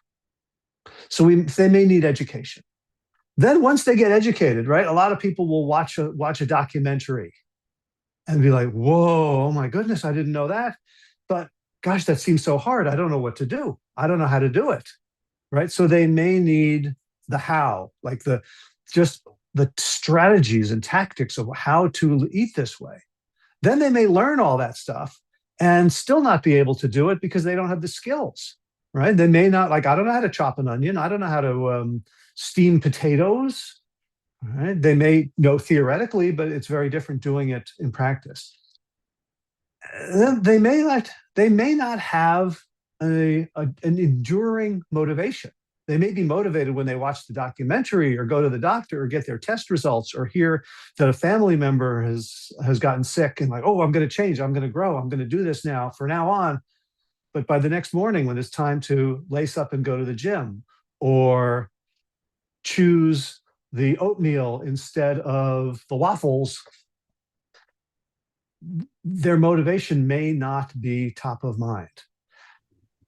And just to pause you for 1 second, Howie, and we want you to keep going. We can share your slides for you if you want while you're going. Would you like that? Absolutely. Okay, great. Absolutely. Thank We will you. see if we can do that because we had a few people saying they'd love to see the slides. Okay. Yeah. Good. Okay. And I would love to just see all of you. So, okay, great. Okay, so now I want you to imagine me in the upper right-hand corner, because I'm quite garrulous and excited about this. Okay, so the obstacles to change that I want to talk about, because all those things, knowledge and skill and strategy, those are technical issues. Those are administrative problems for most people. Most people can overcome those kinds of barriers. The issue is when people rely on willpower to get things done, right? We know willpower is a very, very limited resource that has only a short lifespan and is only useful in certain situations. I think about it as when we send rockets into space, the first big blast to get out of Earth's gravitational field, those initial blasts are huge, but after that, they're not useful. And if we had that much power, we could probably like overshoot wherever we're going. So willpower can be great to get us moving, but it doesn't last. And the way people treat it is when their willpower wanes. So they're like, okay, I'm going to eat healthy from now on. And by lunchtime, they're ordering the double cheeseburger. Is, oh, what's wrong with me? I don't have willpower. It becomes a character issue. It becomes an issue of, I don't have self-discipline. What's wrong with me? Which leads to shame. Yeah, like, oh, I must not want it bad enough. And shame becomes a spiral. Like, shame is the one emotion that human beings would do almost anything to not feel, because shame translates in the body as, I am unworthy. I am unworthy of being in the presence of other people. It comes from a very early place in childhood where we needed caregivers just to stay alive. If I don't offer something of value here, why would this community, whether it's a single parent, parents, guardians, a larger community, why would they even take care of me? So shame, we equate in our biology as potential death. We do anything to avoid feeling that. And because if we feel shame because I didn't do the thing, what do I want? What's the first line of defense against shame? For me, it's chocolate. If I eat chocolate, all of a sudden, all my internal chemistry goes crazy. I'm like, wee, you thought you were sad, but you're really happy, until the crash 3 or 20 minutes later. And then so shame then becomes the spiral. And the third obstacle to change is just their fear of, what if I don't? What if I can't? Or, I'm really scared about this diagnosis. I'm really scared about my future. And all of these emotions tend to freeze us, tend to limit our peripheral vision, both literally, but also limits our creativity, our ability to see options, our ability to be creative, to try new things, to be playful, to adopt the kind of attitude that actually gets us moving forward. If we could flip the slide to the next and the next and the next.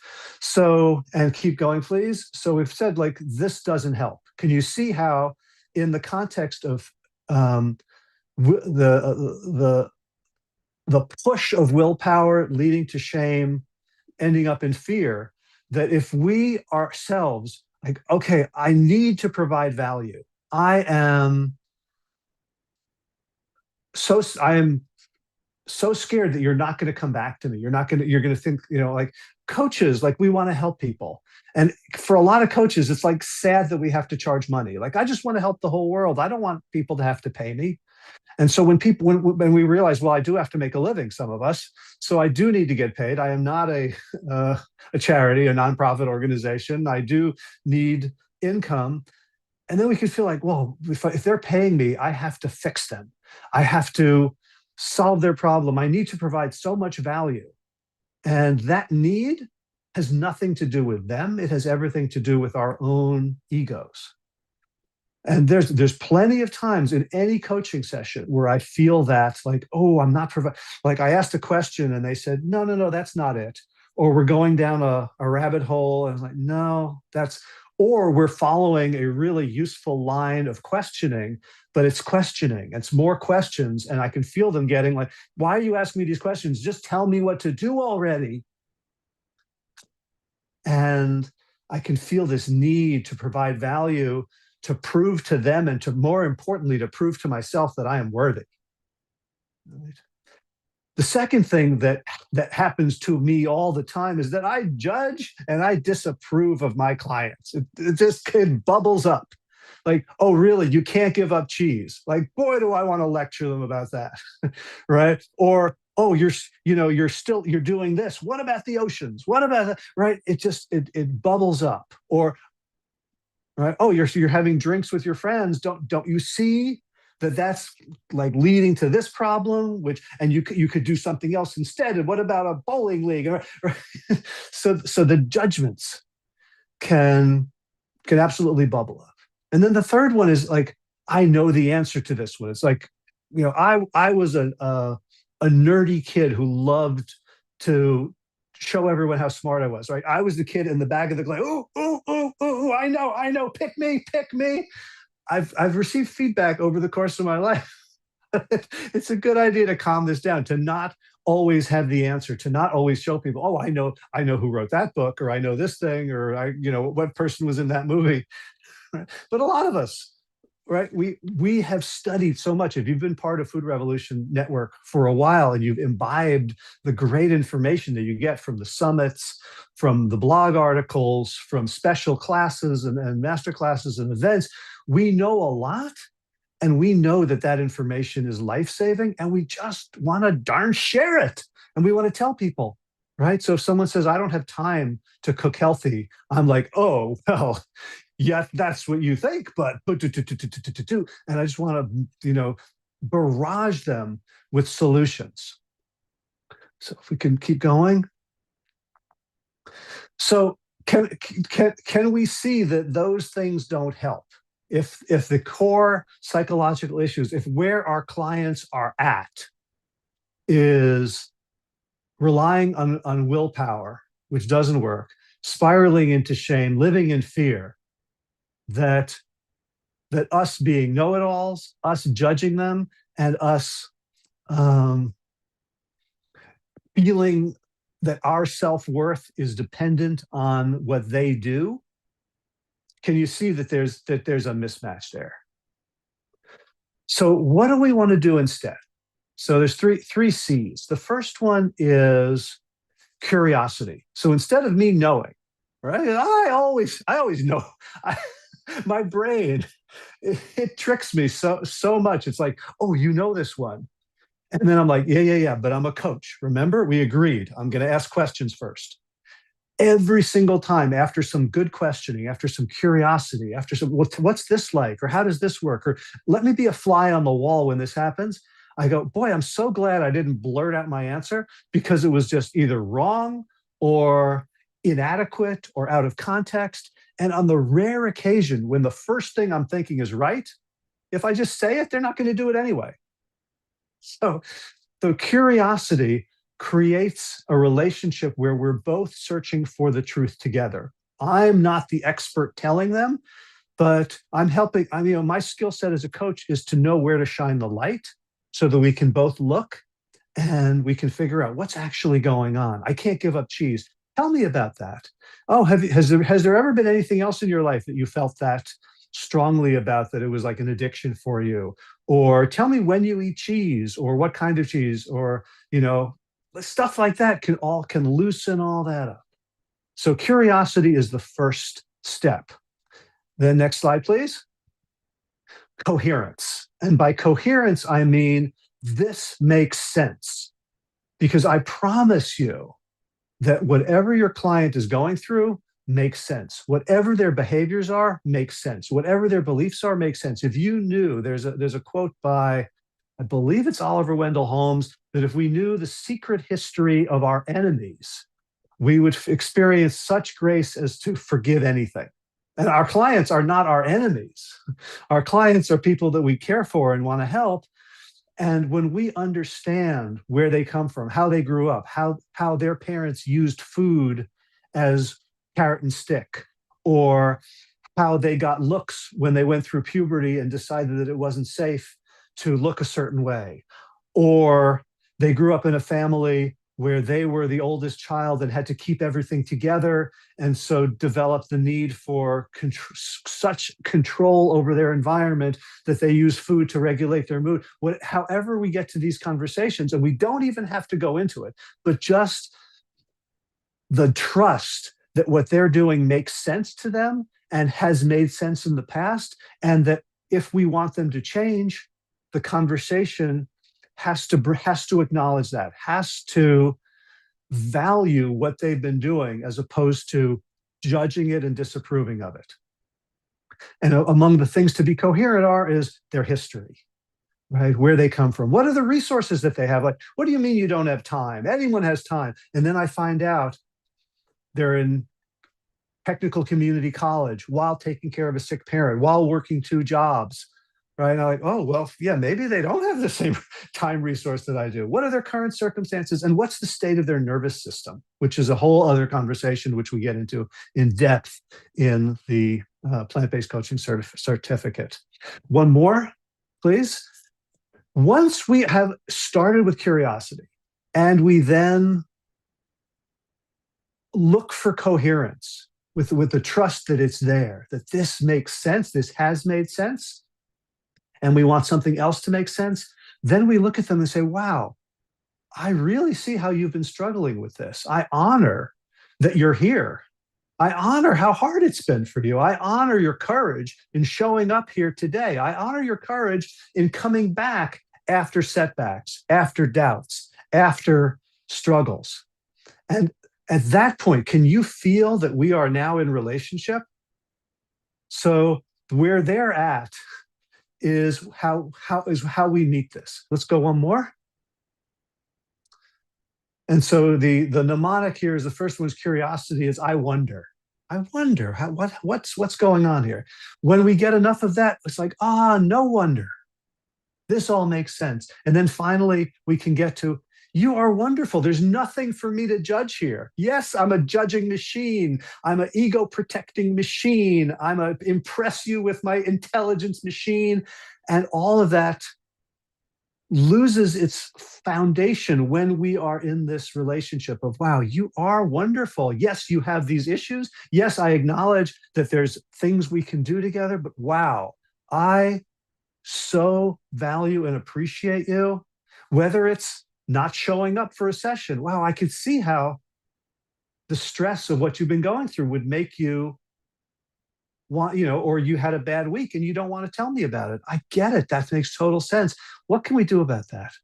Right? This unconditional regard, positive regard for our clients is how we meet them where they're at. One more slide, please. And so then I thought, well, so that's easy for me to say. It's harder when my client is honestly just being frustrating. They're not doing it, right? Week after week, we're having the same conversations. Excuse me. We're having the same struggles. And now I'm feeling the judgment coming up again. I'm feeling the defensiveness. I'm feeling gosh, am I any good at this? Yeah, I teach people how to do it, but really, do I know what I'm doing? Should I just, find another job? Like, all this stuff comes up. So these are my triggers. So how do I deal with that when it keeps coming up? Because what I'm not saying is stop being judgmental. Right? I might as well say stop breathing. Brains judge.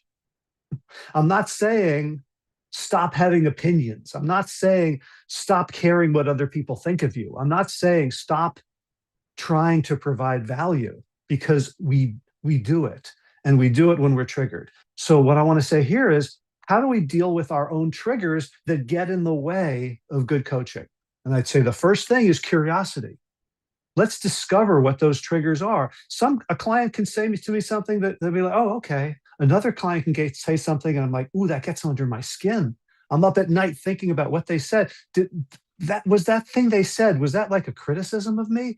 Oh, I don't like to be criticized. Right? I don't want to see, an email that says, can we talk? Ooh. Right? So discover like what actually triggers me. And then acknowledge that my own triggers have coherence as well. They are alerting me, protecting me, keeping me safe, keeping me from making bigger mistakes. And then to start to practice self-compassion. So I'm curious if that reminds you of anything that I might have said like 4 minutes ago. And this is kind of, next slide, please, what I kind of came to in putting together this presentation is we are on the exact same journey as our clients. Their behavioral triggers, the triggers for their behavior might be eating stuff they don't want to eat, skipping workouts, sleeping late, staying up late, using substances in an unwise fashion, all those things, right? Having anxiety spirals. And of course, we have all those too, right? Because as Ocean said, we are human. We haven't reached the pinnacle. We're still struggling with everything ourselves, but we're also, as coaches, and this is the deep, beautiful secret of coaching, is when we really get into it from this mindset, it becomes our own tool of personal growth as well.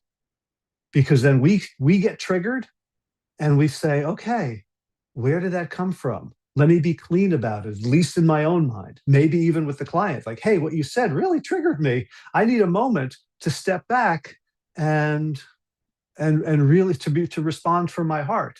That can build compassion as well. So but we are on the same journey and we are doing the same thing as our clients for ourselves. So that's the essence of meeting them where they're at, because it's also where we're at. And that means, like, to meet someone where they're at, it seems like we have to like lower ourselves to them or raise up or go to a different place, but it's not. Just being our honest selves is meeting them where they're at. And at that point, then we can have access to all the coaching skills and tools of lifestyle medicine, all the templates and methods of influence and communication. But it all starts here by us and them being essentially the same, essentially in relationship of equals and a relationship of mutual regard, respect, and service. And that is my presentation. I'm so glad you got the slides up. Thank you so much for bailing me out of my own technological morass. Howie, just brilliant and so human and so real. Thank you. And, I love the focus on coming back to who we are and how we show up in right relation with another human being. I often quote Martin Luther King, you have no moral authority with those who can feel your underlying contempt. And, really what I feel you doing is meeting people in a spirit of presence and authenticity and respectful allyship, which is so profound. And how do we have conviction, conscience, values, opinions, while also having an even greater conviction that we value and respect human sovereignty and letting people be who they are and live the way that makes sense to them, which is complicated as a human, I find, and as a coach, but so important. And I just love you for bringing this in so courageously and so clearly. Yeah, lots of great comments in the chat here. Powerful, true brilliance. Thanks, Coach Howie. Wow, amazing. Real, warm, clear, compassionate, inspiring, informative, mind-blowing, beautifully explained. Love this. This is so good. This explains so much why my approach is not working. I'm sure there's a few aha moments for us. If you've ever had any friends look almost uncomfortable when you arrive? It's like, uh-oh. I've had people who like tell me when I arrive at their house, one rule, don't open the fridge. Like, Ocean's coming for dinner, we're scared, what do we feed him? I'm like, oh my God, I don't bite. Maybe that's what they're afraid of, that I won't bite. But no, I think you don't have to open your kitchen to inspections from the food police, or sign a purity pact to move in a healthy direction. And something about a good coach is helpful in helping people claim their own path of well-being. Let's see. Not a lot of questions, actually. I think just a lot of appreciation. So we're going to keep rolling here because we've got a lot to cover today. But Coach Howie, I just want to say thank you again so very much for your wisdom and insight today. It's incredible. And I just love that you're part of this program with us. Me too. Love you. Me too. Yeah. Lots of love. Yeah. All right. Thank you, Howie. Okay. Moving right along, friends. To the next piece of our day here. So let's see. So to continue our theme of healing and empowerment, it's now my pleasure to bring back someone very special to FRN, to our plant-based coaching certificate students, and to me, Coach Makini Duwewa. If you met her yesterday, you already know how brilliant she is. If you're meeting her for the first time today, you're in for a good time here. Makini is a national board-certified health and wellness coach, a childbirth doula, and an educator. She's led wellness programs and community initiatives for more than 2 decades. Her mission is to end preventable chronic disease through coaching, education, and advocacy. She lives that mission with tremendous integrity and heart.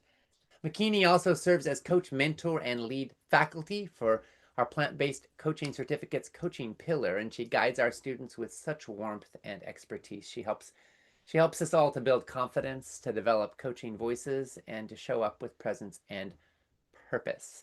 Now, Coach Makini is here to lead us into one of the most inspiring parts of today, our student spotlight and panel discussion.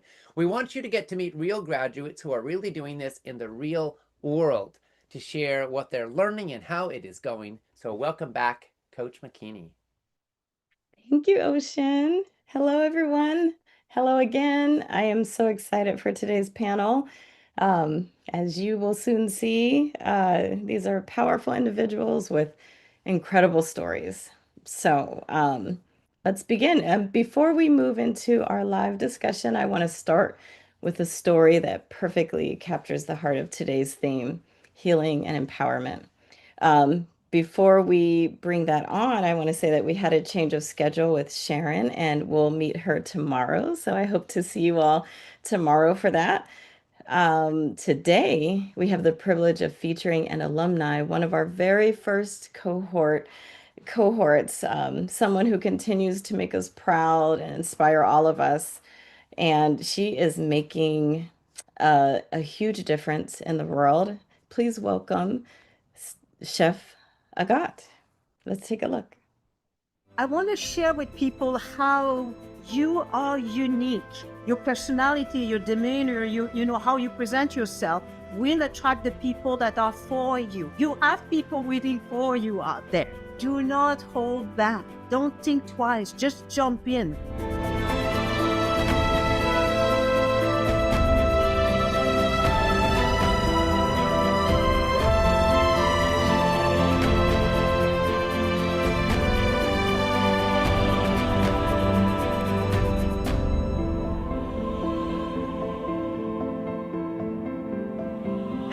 My name is Agathe Mathieu. I am a living cuisine chef and I come from Quebec. You can hear my accent there.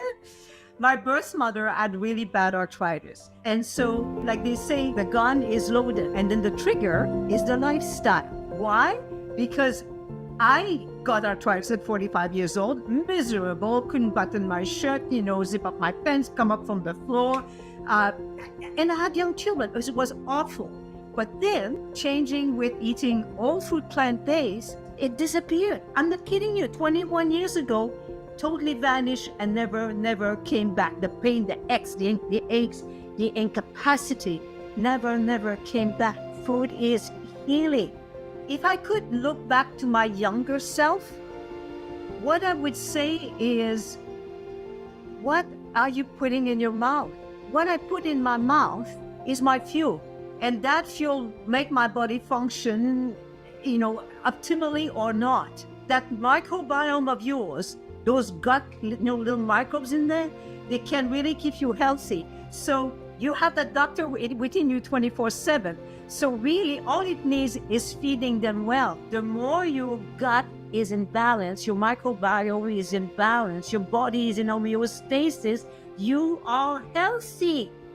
21 years, I've never been sick since I made the change. 21 years. So I'm born to really bring this out to people. But how? Food Revolution came up, there in my screen, and I went like, oh, who are they? What are they doing? And their purpose, their cause, their beliefs are exactly mine. And so it was just like, yeah, I was so happy because now I really got in touch with a group, with someone, with a program that is really helping me to really bring what I have to say to the world.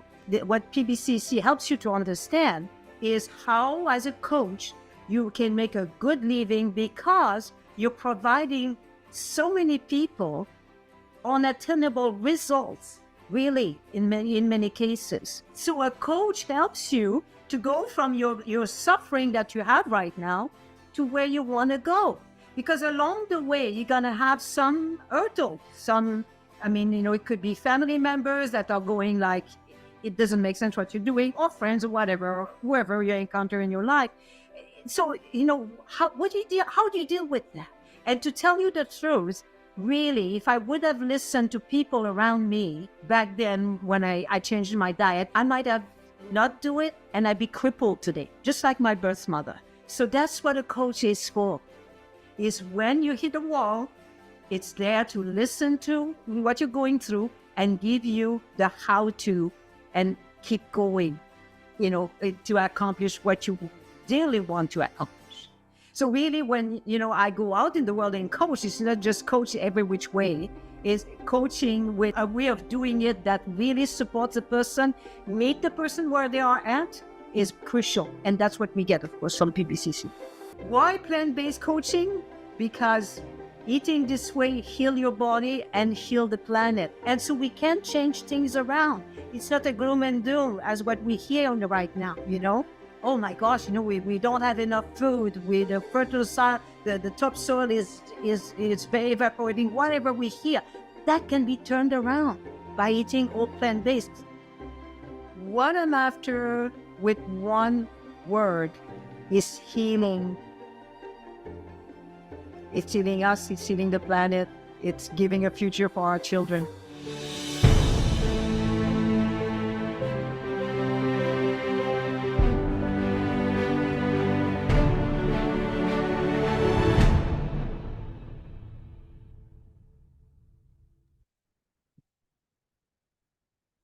I know you are also so inspired by Chef Agat.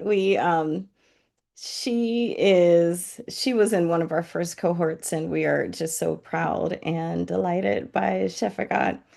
Our discussion today is healing and empowerment, and I am delighted and honored to introduce Chef Agat and our extra special panelists, Shalene Morgan, Beth Voltz, Amy Brink Peterson as well. Each of these coaches and incredible humans have walked a powerful personal healing journey, and they're here to share it. Just briefly, we heard from Chef Agat, who has healed from arthritis and now brings an unmistakable joy and zest to teaching, cooking, sharing content, and bridging all of these with coaching. Shalene overcame what she once called a death sentence. And today she's preparing for national board certification while teaching monthly to Food for Life classes and already helping clients make remarkable progress. Amy has moved through years of profound, crippling clinical burnout and now brings her heart to supporting change makers who support the world. She's begun coaching and speaking internationally and helping plant-based advocates, activists, and vegan community leaders reconnect with nourishment, resilience, and self-compassion. Beth, Beth's journey with plant-based living helped her release over 50 pounds and transform her relationship with food and self-care. She now begins to support others in their weight loss and healing journey, offering the kinds of listening and encouragement and steady partnerships she once needed herself.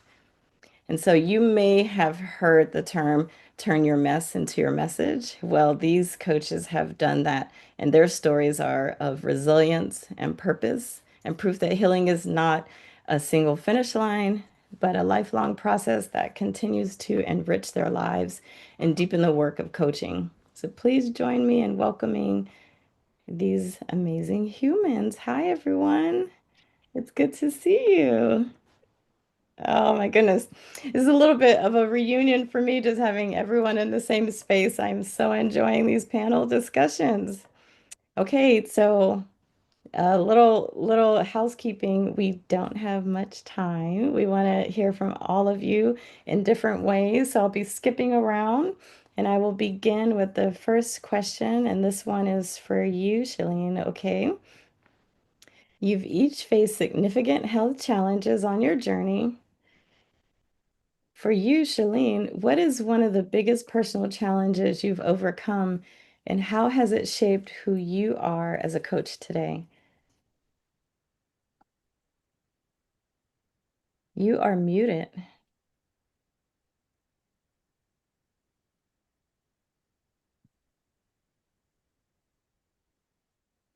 Now? Yes. Okay, Perfect. sorry. So what I said was that's a huge one. I mean, you overcome so many things when you're given a death sentence and you're told you've got 6 months to live. But of course, the biggest one is like, no duh, fear. But it wasn't just of dying. It was of change. It was of failure. It was as simple as what would people say to me? And so now I know that my clients come to me with all kinds of challenges, just not just the food, but everything else. And the skills that I have learned through FRN helps me meet them where they are. And it helps me also not judge from my own background, because of course, not many people can say, I've got melanoma cancer twice. I'm living with thyroid cancer.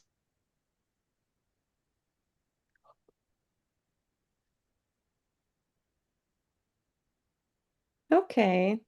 If Shalene is frozen for you guys also, right? Okay. Shalene, I'm so sorry. We will come back to you in hearing this powerful story. But let's see.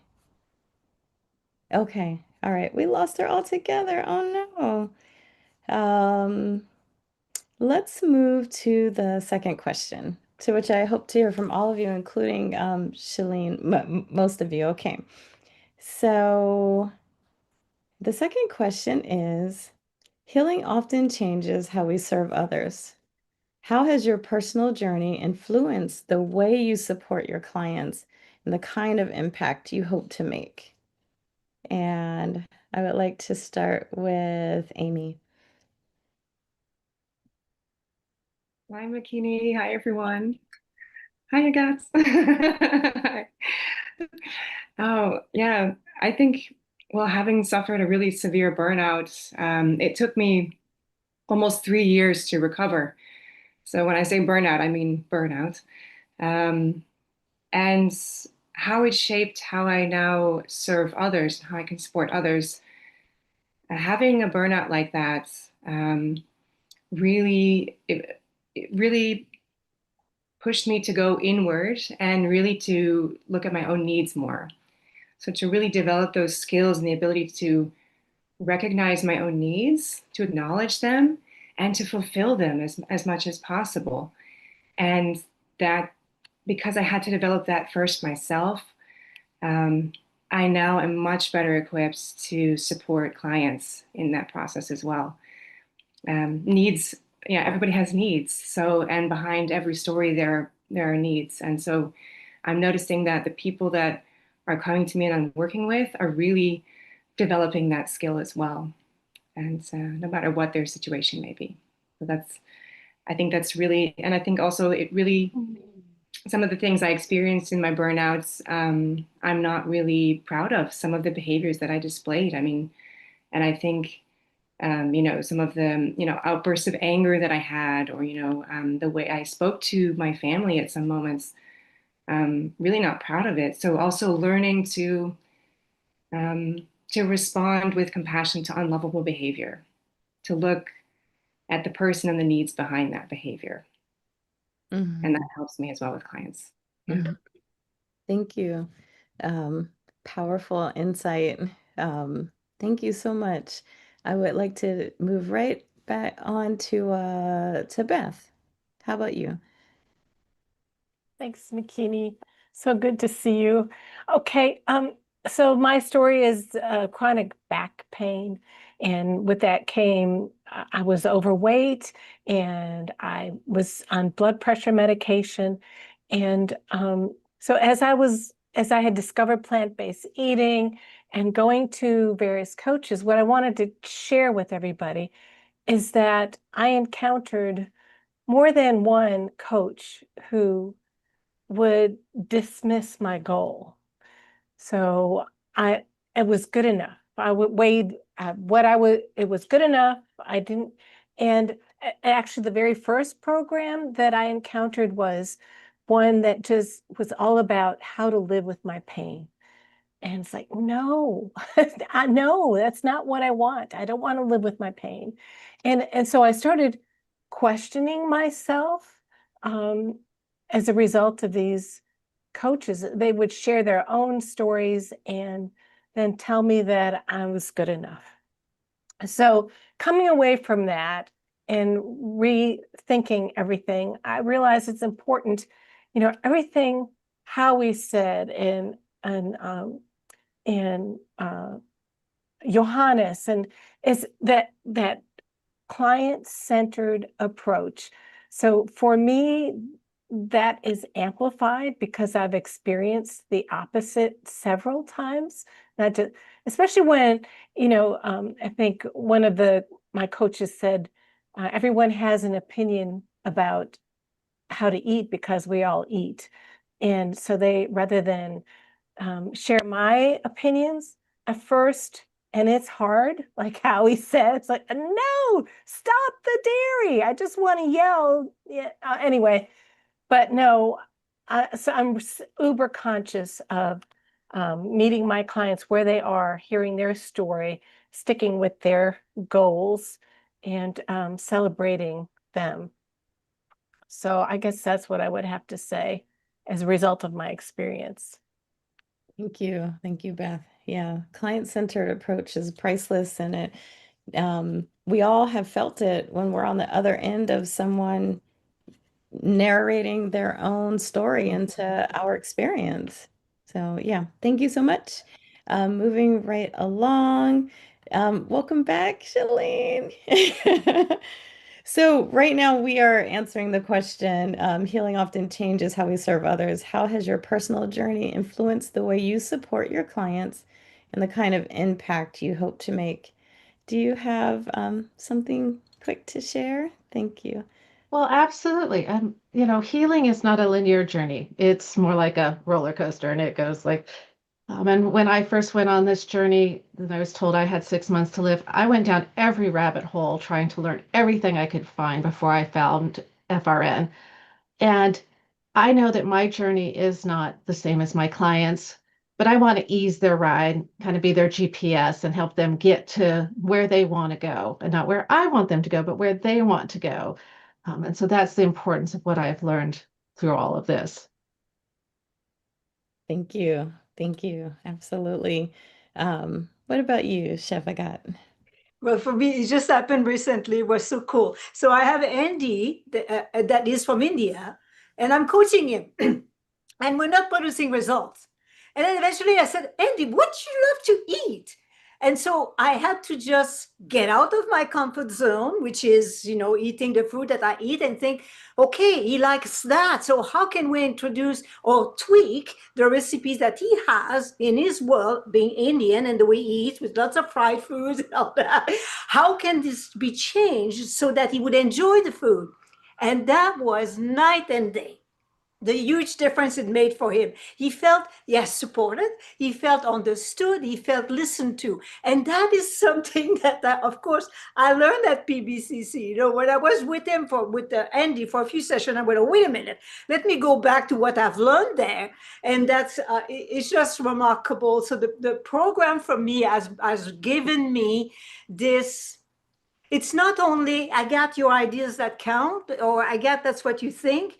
It's wait a minute. No, let me listen to what I was told, to what I was taught, to what I was brought forward, and incorporate that. And it's so rich. It's so rich. The program is so rich. So that's what you know, for me, the experience that I've lived so far in my life. Yes, I'm overcoming arthritis, so I believe I know all the things, but there is as well all the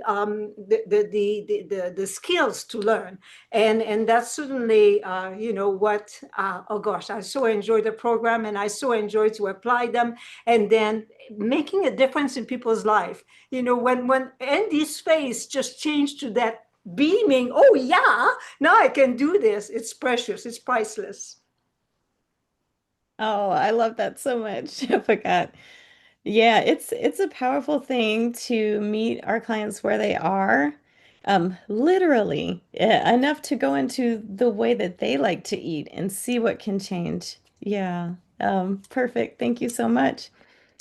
We are making such great time, and you guys are awesome. We're moving on to our last question for today, and let's see how much time we have for everyone. Okay. So, for anyone watching who is wondering if they can really make a difference, whether in their own health or in helping others, what words of encouragement would you share? Um, I will start with Amy. Oh, thanks, McKinney. Um, yeah, yes, you absolutely can. And it's, I think, one of the really key things that makes that possible is that it doesn't happen in isolation. So we can't become our greatest selves by ourselves. We need a container, we need support, we need training, we need resources. And speaking of that, there's one person that I really want to acknowledge here tonight. And she's in the call with us as well, and that's my mom. So Hi, speaking of support. Mom. So, I mean, without her, I wouldn't be here at this point. So I might start crying. but yeah, you absolutely can. But it's so important to connect and reach out for support. So you can do it. And with the right support and resources, you absolutely can do it. Thank you. Thank you. And hi, Mom. I just want to say in coaching, tears are welcome. We see them as fertilizer for change and testimony for all we've been through. So thank you. And thanks to all the moms and parents that have inspired these amazing humans. Beth, what about you? Okay, so first of all, as you don't have to be perfect, Howie went into that in great detail, I think, to be a successful, effective coach. Don't need to know all the answers. Our clients usually have the answers, right? And here we have expert, heartfelt, genuine training and guidance to help you be successful. And so you learn how to make new habits and navigate relationships within your own world, right? And then also affect those, even if it's just in training, in your training, while you're coaching others in training, you're making changes. So I guess I would say is if plant-based coaching is in your heart, they've got you, or we've got you. Thank you. Thank you. I love that so much. What about you, Chef Agat? Well, for me, what it is you see, my health challenge was actually the seed to find my purpose. That's where my purpose grew. And so to everyone listening is you think, oh, well, it's not really a big deal. Well, it is. Whatever it is that you have encountered, that you have started to overcome, because you don't need to have it all figured out, but just by starting to overcome, other people are just steps before you.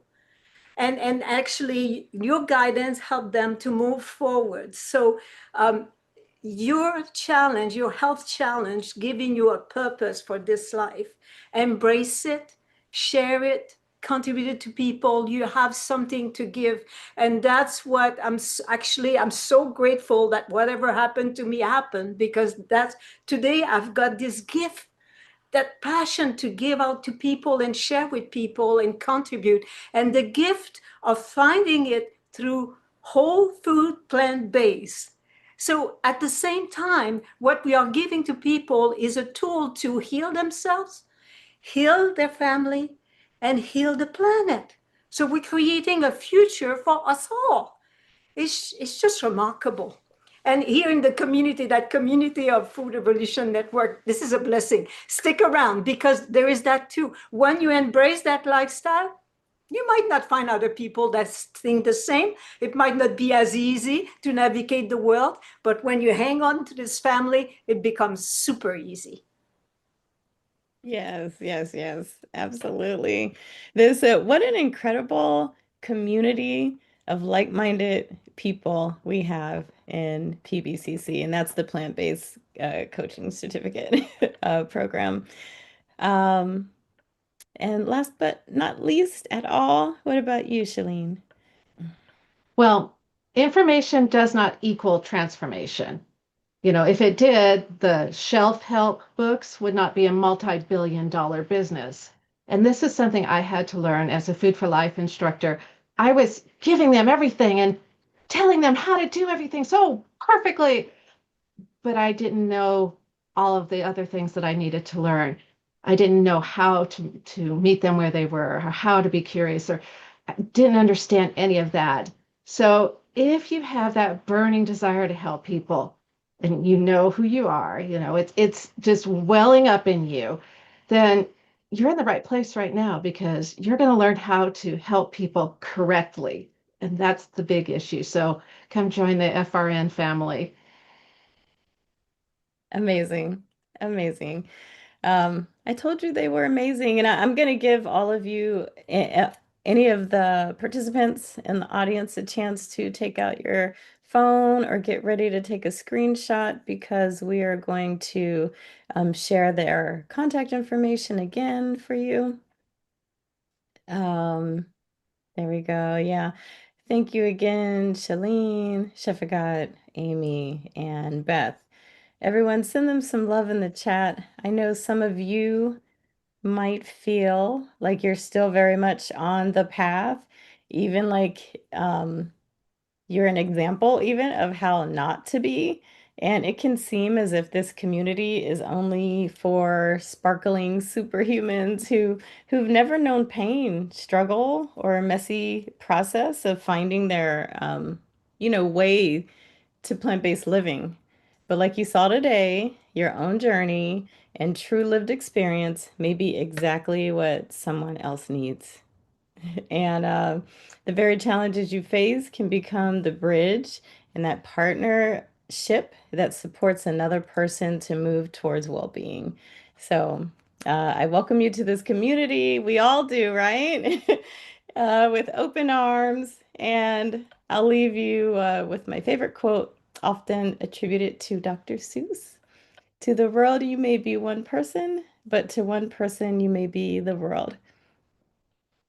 Thank you, everyone. Oh, how beautiful. We heard Sandra say, thank you. Your pain is your superpower. Maureen said, thank you. Adrian said, grateful making. Deborah said, thank you for sharing your story. We heard, thank you, coaches. We heard, awesome ladies. We heard, thank you, ladies, so much. It's so amazing to know there's other women who are passionate in all the areas like I am, said Jenny. June said, lovely ladies of light, so appreciated. Great information, said Mean. Thank you for the inspiration, so empowering and inspiring. Christine said, this is helping me become a better person by being a better mother, friend, grandmother. And then, yes, Jennifer said, yes, making it relatable and familiar won't make it so scary for people to make a change. Beautiful. Thank you all so much for your beautiful sharing, for your vulnerability, for your courage, for your commitment, and for all the lives you are touching, because you followed that inspiration forward. And now here you are helping so many other people. We're so grateful to have you part of the PBCC family. And all of you watching, you are part of our extended family too. So thank you for the love and the participation and the sharing. And we're going to move now into the next piece of our program with incredible, incredible gratitude. You know, friends, you've just heard something really powerful, which is that healing yourself and helping other people are not separate journeys. You know, when you're walking right foot, left foot, right foot, left foot, giving, receiving, contributing, healing. It's all part of the flow of reciprocity that that helps create a more vital and a more beautiful world. You know, each of these coaches discovered that as they learned to guide others, they became healthier, they became clearer, they became more whole themselves. The work didn't just change their clients' lives, it transformed their own. And if today's sessions have helped you see even a glimpse of how your own lived experience could become a force for healing in someone else's life, then you are already standing at the beginning of something significant. If you feel called to guide others while also deepening your own journey of self-care and resilience, we want to warmly invite you to take that next step and to join Food Revolution Network's plant-based coaching certificate family. So now, to join me in telling you more about the program, let's bring on back PBCC's founding director and program manager, Tracy Garrigan. Welcome back, Tracy. Thank you, Ocean. Wow, those alumni are so powerful. I absolutely tear up when they speak. I have had the privilege of working in health and wellness for over a decade, and I've learned something important, as you probably have just witnessed. The best coaches are not the ones who have it all figured out. They're the ones who are committed to doing their own inner work. And this program is so much more than training. It's a journey of healing and empowerment. So as you've been hearing from our alumni, the tools and support they received didn't just help them become stronger coaches, they have actually transformed their own lives. And by default, the lives of others. So for many, the work of coaching becomes inseparable from their personal healing. It gives people resilience, confidence, and a sense of purpose that they maybe didn't have before. And that ripple effect extends to every life they touch. What our students love about this program is that it empowers them to heal, to grow, and to create real transformation out in the world. Now, Ocean, would you be open to running through our Slide PBCC time. program? Yeah, let's go over it. We want to cover some of the nuts and bolts here of what's actually in the program. And then we're going to share a little bit more about the why and kind of the deeper level. And then we're going to answer some questions. Because I know a lot of you are interested in plant-based coaching, and the plant-based coaching certificate is really how you can take that next step. So we want to make sure you know what it is. So let's roll up the slides here. And so, yeah. Yeah, well, I can share a bit first about what makes this so unique and comprehensive. I mean, the word comprehensive is, I used it here because we've heard it so much. So first, we specialize in whole food, plant-based eating. We've got more than a decade of leadership here at FRN in that field, and we've, written the book, so to speak. We've learned exactly what people struggle with when they're trying to change how they eat. We see it day in and day out. And so we felt there was a growing need to help train people to help address those real world challenges with clarity and compassion. Second, we have a heart-centered approach. You know, Bikini said it's nice to be with like-minded people, and we also say like-hearted people. We truly have a heart-centered community that's focused on connection. Third, we really prepare our students for impact. That means we're very attached to wanting our students to succeed in the area that they want to succeed in, whether it's building a business, working in a clinical setting, or bringing the work to their communities. We give the tools, strategies, and confidence to take those steps before you graduate. Yeah, absolutely. Now, as we've said a couple times now, we build this on 3 core pillars, which are nutrition, a science-based foundation, and whole food plant-based eating. And by the way, we define nutrition as all that nourishes you, which includes all of your lifestyle. So truthfully, the nutrition pillar includes stress reduction, it includes mindfulness, it includes how to sleep better, it includes exercise and fitness, it includes loving relationships, because all of that is part of nutrition, nourishing the whole person. Pillar 2 is coaching, where you learn the evidence-based skills to make lasting behavior change. And pillar 3, of course, is impact, charting your course so you can change lives, change the world, and perhaps make a good living doing it. So going a little deeper here, so pillar 1, nutrition, again, it's all of lifestyle medicine. And we cover a lot of the specific questions that come up, from protein to all the specific supplements, nutrients, macronutrients, micronutrients, specific diseases and conditions. And this has been reviewed by the Commission on Dietetic Registration and awarded 55 CPEUs for dietitians.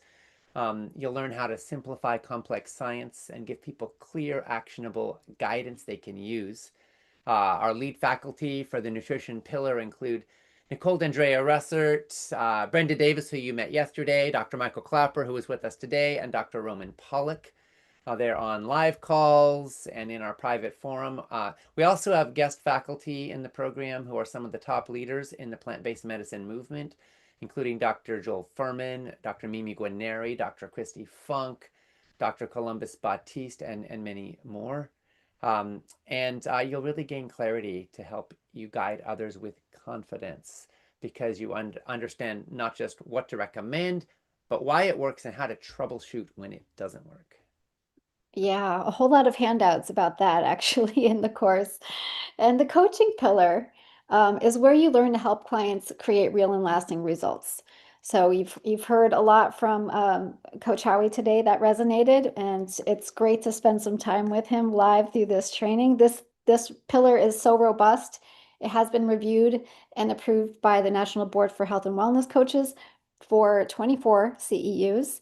It's also got CEs, CPDs from the Continuing Professional Development Standards Office, which is an international body. Either way, everybody can say that real change doesn't come from information alone. It comes from skillful guidance, and that's what we teach you to do. Our lead faculty in this pillar includes myself, Dr. Howie Jacobson, PhD, Coach Makini Duewa, and Melinda Cohen, all available to you with live calls and in the student forum. Guest faculty will include world-class leaders in coaching like Margaret Moore, Erica Jackson, Elliot Connie, Nancy Stubbs, and more, bringing decades of experience in positive psychology, solution-focused coaching, motivational interviewing, and behavior change to the forefront. And so you can learn the science behind what creates transformation and the why, how to meet clients where they are, how to work with the social and cultural factors that shape their choices, how to use evidence-based techniques with humility. And by the end, you won't just understand coaching theory, you'll feel ready to deeply guide meaningful change. And then the impact pillar is where you turn vision into action. And now this pillar is optional from an exam perspective. So you can get certified whether or not you participate in the impact pillar, but it really is important if you want to build a business or have employment or change the way the world eats with us. So the lead faculty in impact are an entrepreneurship track led by Melinda Cohen, a step-by-step guide to building or growing a coaching business. I want to be really clear that Melinda knows how it's done. She has helped tens of thousands of coaches successfully build coaching practices that make a living. So she'll walk you through the specific steps for doing that. The employment track with Teresa Keppel is for people wanting to work in a clinical or corporate or wellness setting. And then the Changemaker collection focuses on community education, advocacy, and grassroots impact. That's where we look at how you can change the way the world eats and make a difference in school meals, in community gardens, and getting CSA programs going, building relationships with local farmers. So many other tangible things you can do to build nodes of connection, strengthen the fabric of community, and bring healthy eating to a grassroots level or perhaps even a global level. Now, let's talk a little bit about the curriculum. We'll drop a link to the full curriculum in the chat. You'll also find it on the page certificate.foodrevolution.org, which is where we talk all about this program. There is a link to the curriculum on there, again, at certificate.foodrevolution.org. But tell us a little bit about the curriculum, Tracy. How does it flow? Yeah, well, a lot of people have asked, when does this begin? The excitement is very, very much at peak right now. So we are going to be starting January 13th with live welcome calls with our faculty and with the rest of your cohort. Week 1, we'll start to drop lessons. Those lessons will be rolled out weekly in the platform that you'll have private access to. And they are pre-recorded, the lessons, and the live calls will be peppered on top of that. So it's a very hybrid style thing. It's 6 months in total length of time. Takes about, we'll say, 4 to 5 hours a week to, if you carved out that much, you could keep pace with our schedule. If you need more time, you can take your own time. You'll have all of the recordings, on-demand lessons, slides, transcripts, handouts, resources, lots of different ways. We know that as adult learners, we might need a variety of learning styles, and we've put that all together for you so you can lean into that however it works best for you. You'll have unlimited access to our plant-based recipe database and all of the course materials as well, so you can return to all of this at any time. To complete this certificate, there are 2 qualifying exams. One is the midterm and one is the final. You're only tested on pillars 1 and 2. Like Ocean said earlier, pillar 3, the impact pillar, is kind of a bonus to you to help you do the work in the way you want to in the world. But you'll need to pass with a score of 80% or higher on pillars 1 or 2 to become certified. Passing score is 80, like I said, and it is open book with unlimited tries. So it's really no student left behind. Our live calls are weekly. There are deep dives, which are those live Q&A calls with the lead faculty like Howie. Imagine having just live time with him to answer all of your questions and help you become a better coach. You'll have time with Dr. Klapper. You'll have time with Brenda Davis. You'll have time with me and Coach McKinney. So we really put a lot of live time into this training program. I think the hybrid experience makes it very unique. You can ask questions in advance if you're not able to attend, or you can watch the replay, and the forum is always moderated, so you can get your questions answered there as well.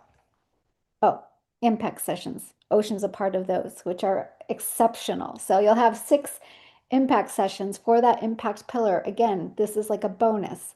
The second half of the program, we focus on how you want to do this work in the world.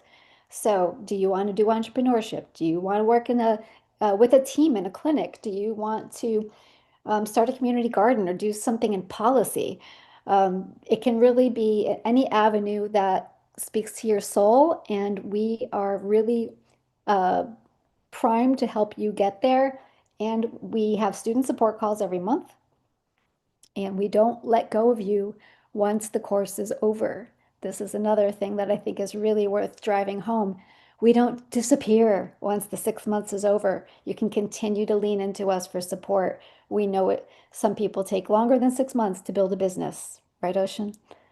Yes, absolutely. And, I also want to speak a word on that light to the power of not just us, but the community you step into. There's a saying that if you want to know who you're going to be in 5 years, look who you're hanging out with now. Look where you're spending your time. The people that are drawing to this program are magnetic. They're courageous. They're brilliant. They're They're deep, empathic humans who are up to something. And if you want to be around other people who bring out the best in you, who will hold your hand, inspire you, hold you accountable, and maybe be some of your new best friends, this is an incredible space to do that. I think literally just creating the space for amazing humans to show up with their amazingness and connect is one of the greatest services we offer, to be honest with you. It's that connection, it's that community, and people have built profound bonds in this program that are perhaps lifelong. Now let's talk about the investment. That's the slide that's on the screen here. So the tuition price is $6,582 for a 6-month payment plan, or paid in full. It's about $6,000. But as part of this workshop, you can enroll for a discount. It's $997 a month for 6 months, or if you pay all at once, just $4,997, which saves you $1,000 off the regular all at once payment price. And you'll receive more than $12,000 worth of bonuses, some of which are going to be disappearing after the workshop ends. On Friday, we'll have one more day to get in the game here, and then some of these will be gone. So the bonuses include unlimited Whole Life Club membership, which is over 1,600 recipes and lots of trainings and expert sessions and so forth for the life of the program. 2 years of Food Revolution Summit empowerment packages, which includes interviews with top doctors and changemakers, and our annual docuseries episodes. That's the 2025 summit, which recently completed, and the 2026 summit when it comes out in April. You'll get the 14-day plant-powered accelerator course. The Food Revolution Mastermind with me, that's 6 live sessions I personally lead, where we get to drop deep once a month for a time for me to share what I'm learning, what I'm thinking, what's happening in the food movement, engage with you, hear what you're up to, answer questions, and connect on a deeper level. You'll get the Next Level collection, where I interview some of the top mentors that have helped us grow Food Revolution Network. If you're interested in learning about podcasts, how to write a book, SEO, how to write blog articles, how to use AI, if you're interested in kind of next level business growth, this is a place to learn from some of the top experts in the world on these topics. It can be great fun to just listen, like podcast style, and hear these interviews, or maybe you'll find some nuggets that can really change your business trajectory. There's trainings from Sage Levine, 2 of her trainings. She'll be with us tomorrow. She's incredible. Make Money with Your Message and Story Superpower. She's all about helping you use the power of stories, humanity, vulnerability, and your own lived experience to inspire other people. You'll also get a 1-year listing in the Plantrition Project directory, which we will promote to FRN's 1 million members, and partnership pathways for the National Board of Health and Wellness coaches board certification or advanced degrees through Lifestyle Prescriptions University. You get significant discounts and fast tracks towards both of those pathways if you want to take your education further. And last but not least, a bonus with the Coaches Console. You get a free month plus $100 off monthly membership with no contracts. And this is an incredible tool. It's software for everything from marketing and getting your website up to tracking clients, all based from a coach's perspective. Amazing. Yeah, so to lock in this price plus all the bonuses that Ocean just mentioned, you'll want to submit a $100 deposit by this Friday, November 21st, and complete the short application that will be emailed to you right afterwards. We're going to review those within a couple of days of you sending it, and if accepted, your deposit will go right towards your tuition, and if not, we'll refund it in full. All enrollment details are at certificate.foodrevolution.org. We're going to post that link in the chat. So here's what we want you to know, and we can wrap up the slides now, so you can see me a little bigger. There we go. So when you complete the plant-based coaching certificate, you will not just walk away with credentials. You will be changed. You'll have a comprehensive science-based education in plant-based nutrition, the kind that allows you to answer tough questions with confidence and to be grounded in your own practice.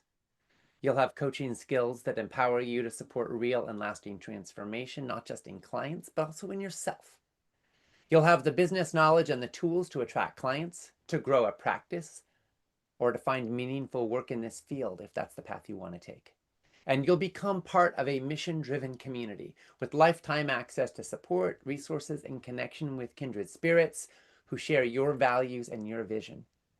And here's what I think really matters. You heard it today from our panel.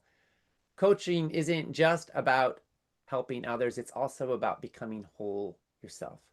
When you really step into this work, you begin to heal. You get stronger. You discover resilience you didn't know you had. And that transformation then ripples outward to your clients, your family, your community, and beyond.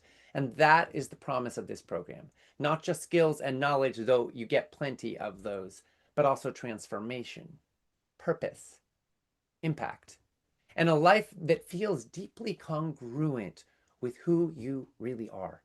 So if you feel called, if something inside you is sparking even a little bit, saying, oh, I'm curious, or maybe this is for me, then we want to invite you to take the next step. You can submit your deposit to lock in your discounts and all your bonuses before that all goes away on Friday. You can book a clarity call if you want to speak with an advisor and get feedback on whether this is really for you. If you're seriously interested, then we have clarity calls available to help you make that decision more clearly. And you can also email us with your questions. We'll put a link to the clarity call booking form in the, oh, it's already there, it's in the chat. And we'll also put it up on the broadcast page. You know, folks, the world needs you. Your community needs you. And we're here to support you every step of the way. So I want to thank you for being here with us. We'll be back together again tomorrow in day 3. But before we do that, before we move to closing, we want to take a little time for questions and answers from the Zoom chat. Let's see. We had one from Jennifer who said, good morning. I want to address my questions from yesterday to today's presenters. I'd like to bring knowledge learned from the certification course to underserved communities and teach them how to convert their favorite cultural meals into healthier options, whole foods, plant-based, introduce food prep, and make these meals affordable using SNAP benefits. Hopefully you can touch on this. Well, thank you so much for your question and for the heart and vision that's behind it. What you're aiming to do is profoundly important. We know that Black and Hispanic Americans are about twice as likely as white folks to develop Alzheimer's or another form of dementia. In 2019, African Americans were 30% more likely to die from heart disease than non-Hispanic whites. The economic burden of racial and ethnic health disparities, in other words, the gap, is in the US alone, it's more than $451 billion a year. That's how much money we could save, almost $500 billion per year, if we could just uplift the health of communities of color to match that of white populations. And of course, these numbers reflect not only inequities in access to health care, but also nutrition, and also, I would say, a deep need for culturally grounded and community-led solutions. And so thank you for asking this. We want to support your leadership in this. It can make a huge difference. And the plant-based coaching certificate really was designed to help you build both knowledge and tools to bring healing power into real lives. As you'll learn in the program, should you choose to enroll, transforming cultural favorites into affordable, whole foods, plant-based aligned meals isn't just possible. It can be joyful and it can be empowering. And you'll gain a lot of strategies to help clients eat well on a tight budget, including SNAP budgets, and also how to honor cultural food traditions and make them healthier. And also in the impact pillar, one of the tracks is the change maker track, where we focus on making a difference in your community, from upgrading school lunches to planting community gardens to helping underserved families access healthy food, how to influence public policy, and so much more. So in other words, yes, yes, yes, yes, we're thrilled to support you on this journey. I'm thrilled that you're engaged in these questions. The world needs more champions like you. Okay, let's see. Bonita said, I enrolled in the 2026 course at the age of 62.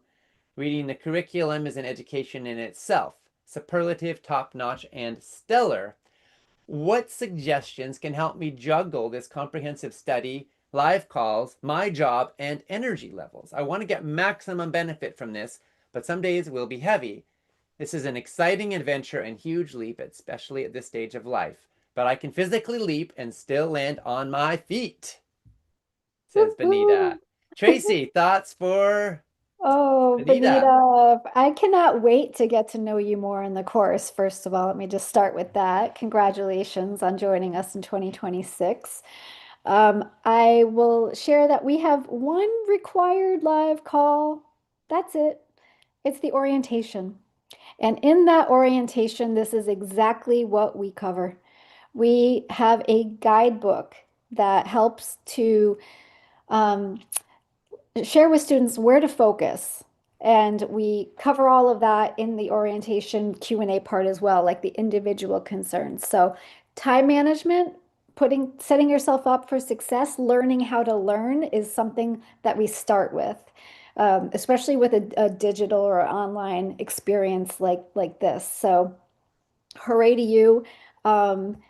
If you can look at your calendar now and just put an orientation in that calendar, that is your best first step. And then beyond that, that you'll hear from us that will ask you to carve out a good 4 or 5 hours a week on your schedule as a way to do some deep work and deep learning with us. We also heard from Carrie responding to Benita, who said, Benita, I finished the course last year as I turned 64.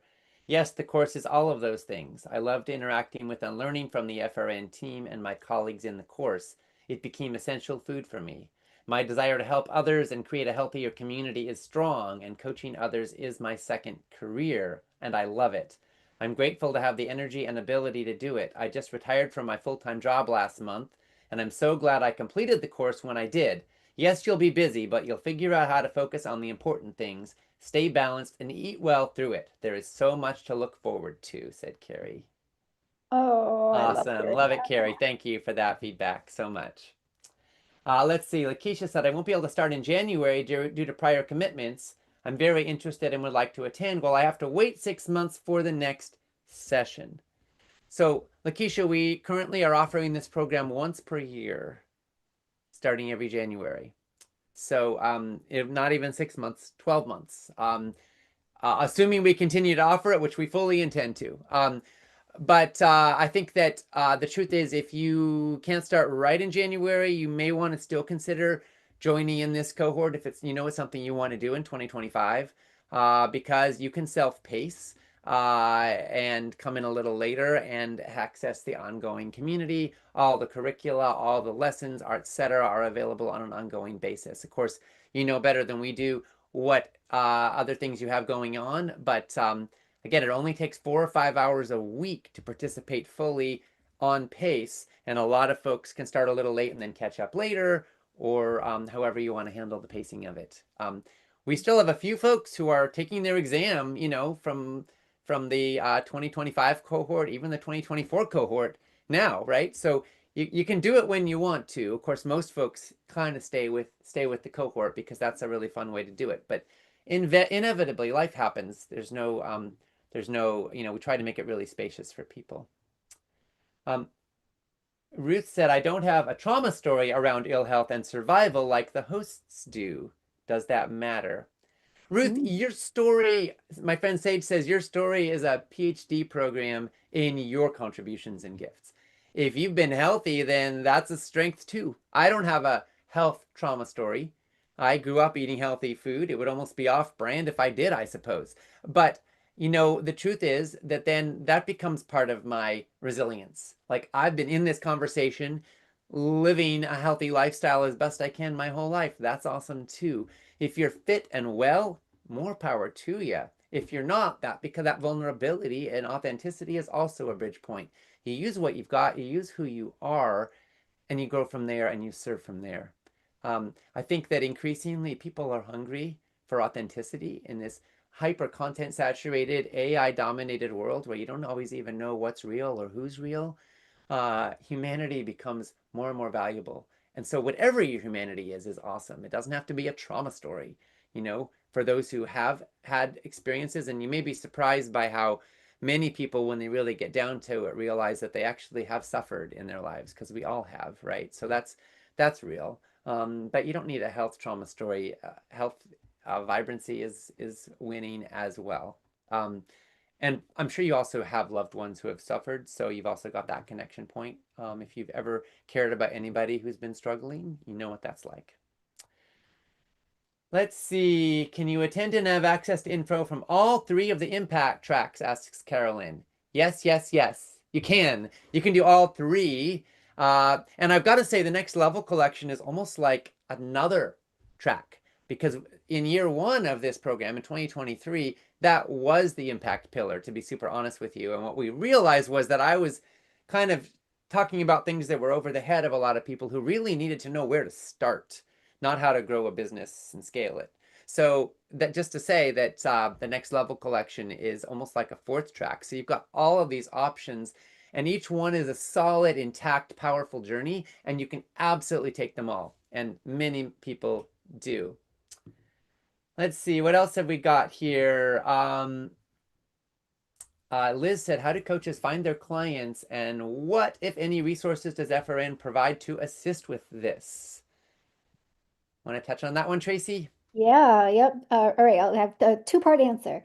Part 1 is our graduates. One of our bonuses is a listing with the plantation providers, and that is a database of plant-based practitioners. So you can actually go to that website and look up FRN Certified Plant-Based Coach. It's actually its own filter, which is really neat. And then we take that listing of all of our students, and we put that out as an email blast and promote it to our 1 million member leads list. So that's a global reach. And that's really powerful in terms of we've had plenty of students get clients that way, make partnerships with other plant-based providers like doctors that they want to work with and things like that. So some have found jobs, some have started initiatives all through that network. Another thing is don't forget your own network. Don't forget how amazingly resourced you already are. You probably have plenty of friends, families, colleagues that would support you in the work that you want to do in the world. And by that, I mean literally refer you out. So in the beginning, it might be practicing, might be a pro bono work. You might want to just have some time with some people and like share about what you do. But sooner or later, it snowballs and the momentum builds, and there you are. So that's it. Yeah, thank you. Okay, we're about at time. We're going to go for a couple more minutes. Thank you all for staying with us. Doris said, I'm 82 and well. Is this too late to start? No, it is not. Now, obviously, you said you're 82 and well. That's awesome. You know, and we have had multiple people come in at that age and have wonderful experiences. Congratulations for being a lifelong learner, and you know, for creating and showing what's possible, to be 82 years old and thriving and growing and serving. Bless you. We'd love to welcome you in the program. Maybe we'll have you on a success panel next year. We have Ruth asking, could you describe how or what is involved in the exams for pillars 1 and 2, please? I can speak to that. The midterm exam is, I want to say, maybe 30 questions long. It's not long.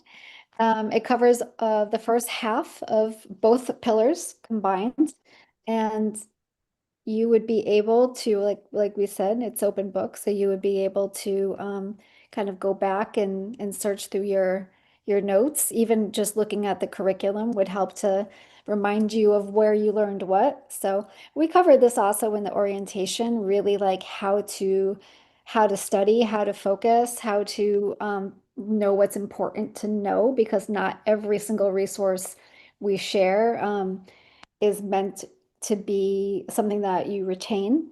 There's a lot of information, so we'll help you know what to focus on. And then the final exam is about twice as long. It covers all the material of the course, and it's the same basic facts. So Great, thank you.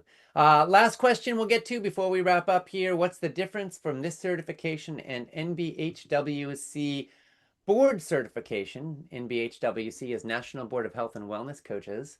So you want to touch on that, Tracy? yeah, sure. So the NBHWC is They have officially kind of created the job task analysis, so to speak. They've defined what a health and wellness coach is, which really needed to be done for a lot of reasons. You had a lot of coaches out there working beyond their scope and giving advice and, getting into areas that were maybe a little sticky. So we put some boundaries around that and had some clarity around that. And now thanks to that board, they have put a exam together that is uh, for the medical board, basically. So you can sit for a board exam that will qualify you for NBHWC credentials. Now, the difference here is that our training is the 6 months prerequisite, so to speak, to another 3 month advanced training that's focused just on the coaching. So the NBHWC requires a chunk of live training that is, I want to say like 72 hours. It's basically the entirety of the hours that we deliver as in a hybrid model is we cover nutrition and coaching, but they would require that much time live and only coaching. So that is the main difference between what we're rolling out. But what we do is we set you up with the intensive training the 3 months after this if you wanted to take that route. So that's why we have the relationship with LPU. Right. So you get a 25% tuition discount and an accelerated pathway if you decide you want to go from plant-based coaching certificate and then move on to NBHWC. But a lot of people go the other direction, and we had one question about that as well. If somebody is NBHWC certified, will they find value here? Yes, absolutely. In fact, we have CE credits for NBHWC certified coaches to be able to join in this program. So people go in both directions. They're very complementary. People who've done both say there's very little overlap, but there's a great deal of complement between these two. Basically, if we had just made this an NBHWC program, we would have had to teach to the test, and it would have been overwhelming, and not everybody wants to do that next step. So we decided to make them complementary, synergistic, and distinct, and then create the fast track relationship with lifestyle prescriptions for that next step if you want to. And they even have a PhD track as well, or integrated masters if you want to go that far with them. And again, fast tracks and discounts coming out of this program. Okay, we are nearing the end of time. Actually, we're a little bit past time, but we want to wrap up now. And I just want to say thank you for staying with us. If our conversation today has resonated for you, if you are ready to help others while growing in your own journey, and if you want to be equipped with skills, support, and community for lasting transformation, we want to warmly and enthusiastically invite you to consider joining us and taking that next step. Enrollment for the plant-based coaching certificate is open. We are limited to 300 students, so if we fill up, then that's that. We already have almost 300 deposits in. This training only happens once a year. It starts in January. Now is your time, friends. The link to apply is certificate.foodrevolution.org. We'll drop it again in the chat and on the broadcast page. Awesome. And if you're still exploring whether this is the right fit for you, if you want to maybe dive a little bit more deeply in your personal details or goals and talk to somebody, please book a clarity call with one of our program advisors. They're free to chat with somebody who knows all about this course and is really adept at being able to explain how it might or might not work for you. They're going to walk you through curriculum, talk about your goals, help you get clear on how this might align, and help you get where you want to go. And that link is going to be in the chat as well. Yep, and it's certificate.foodrevolution.org/calls if you're watching us on YouTube and you're not having access to the chat. People are watching a lot of different ways right now. All right, friends, tomorrow is a day you do not want to miss. It's day 3, last day of this workshop, Success Your Way, growing your coaching practice with integrity in a changing world. We're going to get really practical. Melinda Cohen will show you how to build a coaching practice that feels aligned and sustainable, not exhausting. Coach McKinney is going to share how group coaching works and how it can expand your reach and deepen your impact. And with the help of Sage Levine, we're going to tackle one of the biggest questions of our time. How do we relate to AI ethically and use it responsibly in coaching and in marketing? You're also going to meet more inspiring alumni who have defined success on their own terms, building thriving practices and joining mission-driven teams and driving real change in their communities. Tomorrow's about turning what you're learning into a path forward that's all yours. So digest well, reflect on what you've experienced today, and come on back tomorrow ready to discover what your success path looks like. Thank you all so much for showing up. Thank you for caring. Thank you for being willing to do the inner work that can make all the difference. We will see you tomorrow for the final day of this powerful journey. Bless you. Food Revolution Network is a community of nearly 1 million people who are committed to healthy, ethical, sustainable food for all. We've sent 1 billion educational messages to activists and change makers in over 160 countries. Our online summits have reached more than 2 million. We've brought more than 300,000 people together for our campaigns for transparent food labeling and to get nutrition taught in medical schools. Worldwide, health and wellness is now a $1.5 trillion per year industry. Never before have so many people been fired up about enjoying a plant-based lifestyle. If you're passionate about helping other people make the transition from knowing what to do to doing what they know, you're in the right place. Join our thriving community as a Food Revolution Network certified plant-based coach. Together, we will help to change the way the world eats. You're going to learn about the fundamentals of plant-based nutrition. Vegetables, fruits, legumes, calcium and iron, macronutrients, phytonutrients, controversies, and my greatest tips for how to make plant-based eating irresistible. You'll find out about the art of strategic coaching to fuel behavior change. A great coach does more than just tell people what to do. How do you encourage intrinsic motivation? Coaching is about meeting people where they are, co-creating a personalized plan for success. And we'll look at proven strategies for making an impact. We want to help you not just make a difference doing good, but also to make a good living. If you can develop a practice that consistently helps people on a path to health and wellness, you can change their life in an utterly profound way. So if you want to get real skills in nutrition, coaching, and impact that you could apply in your own life, join us at Food Revolution Network's Plant-Based Coaching Certificate.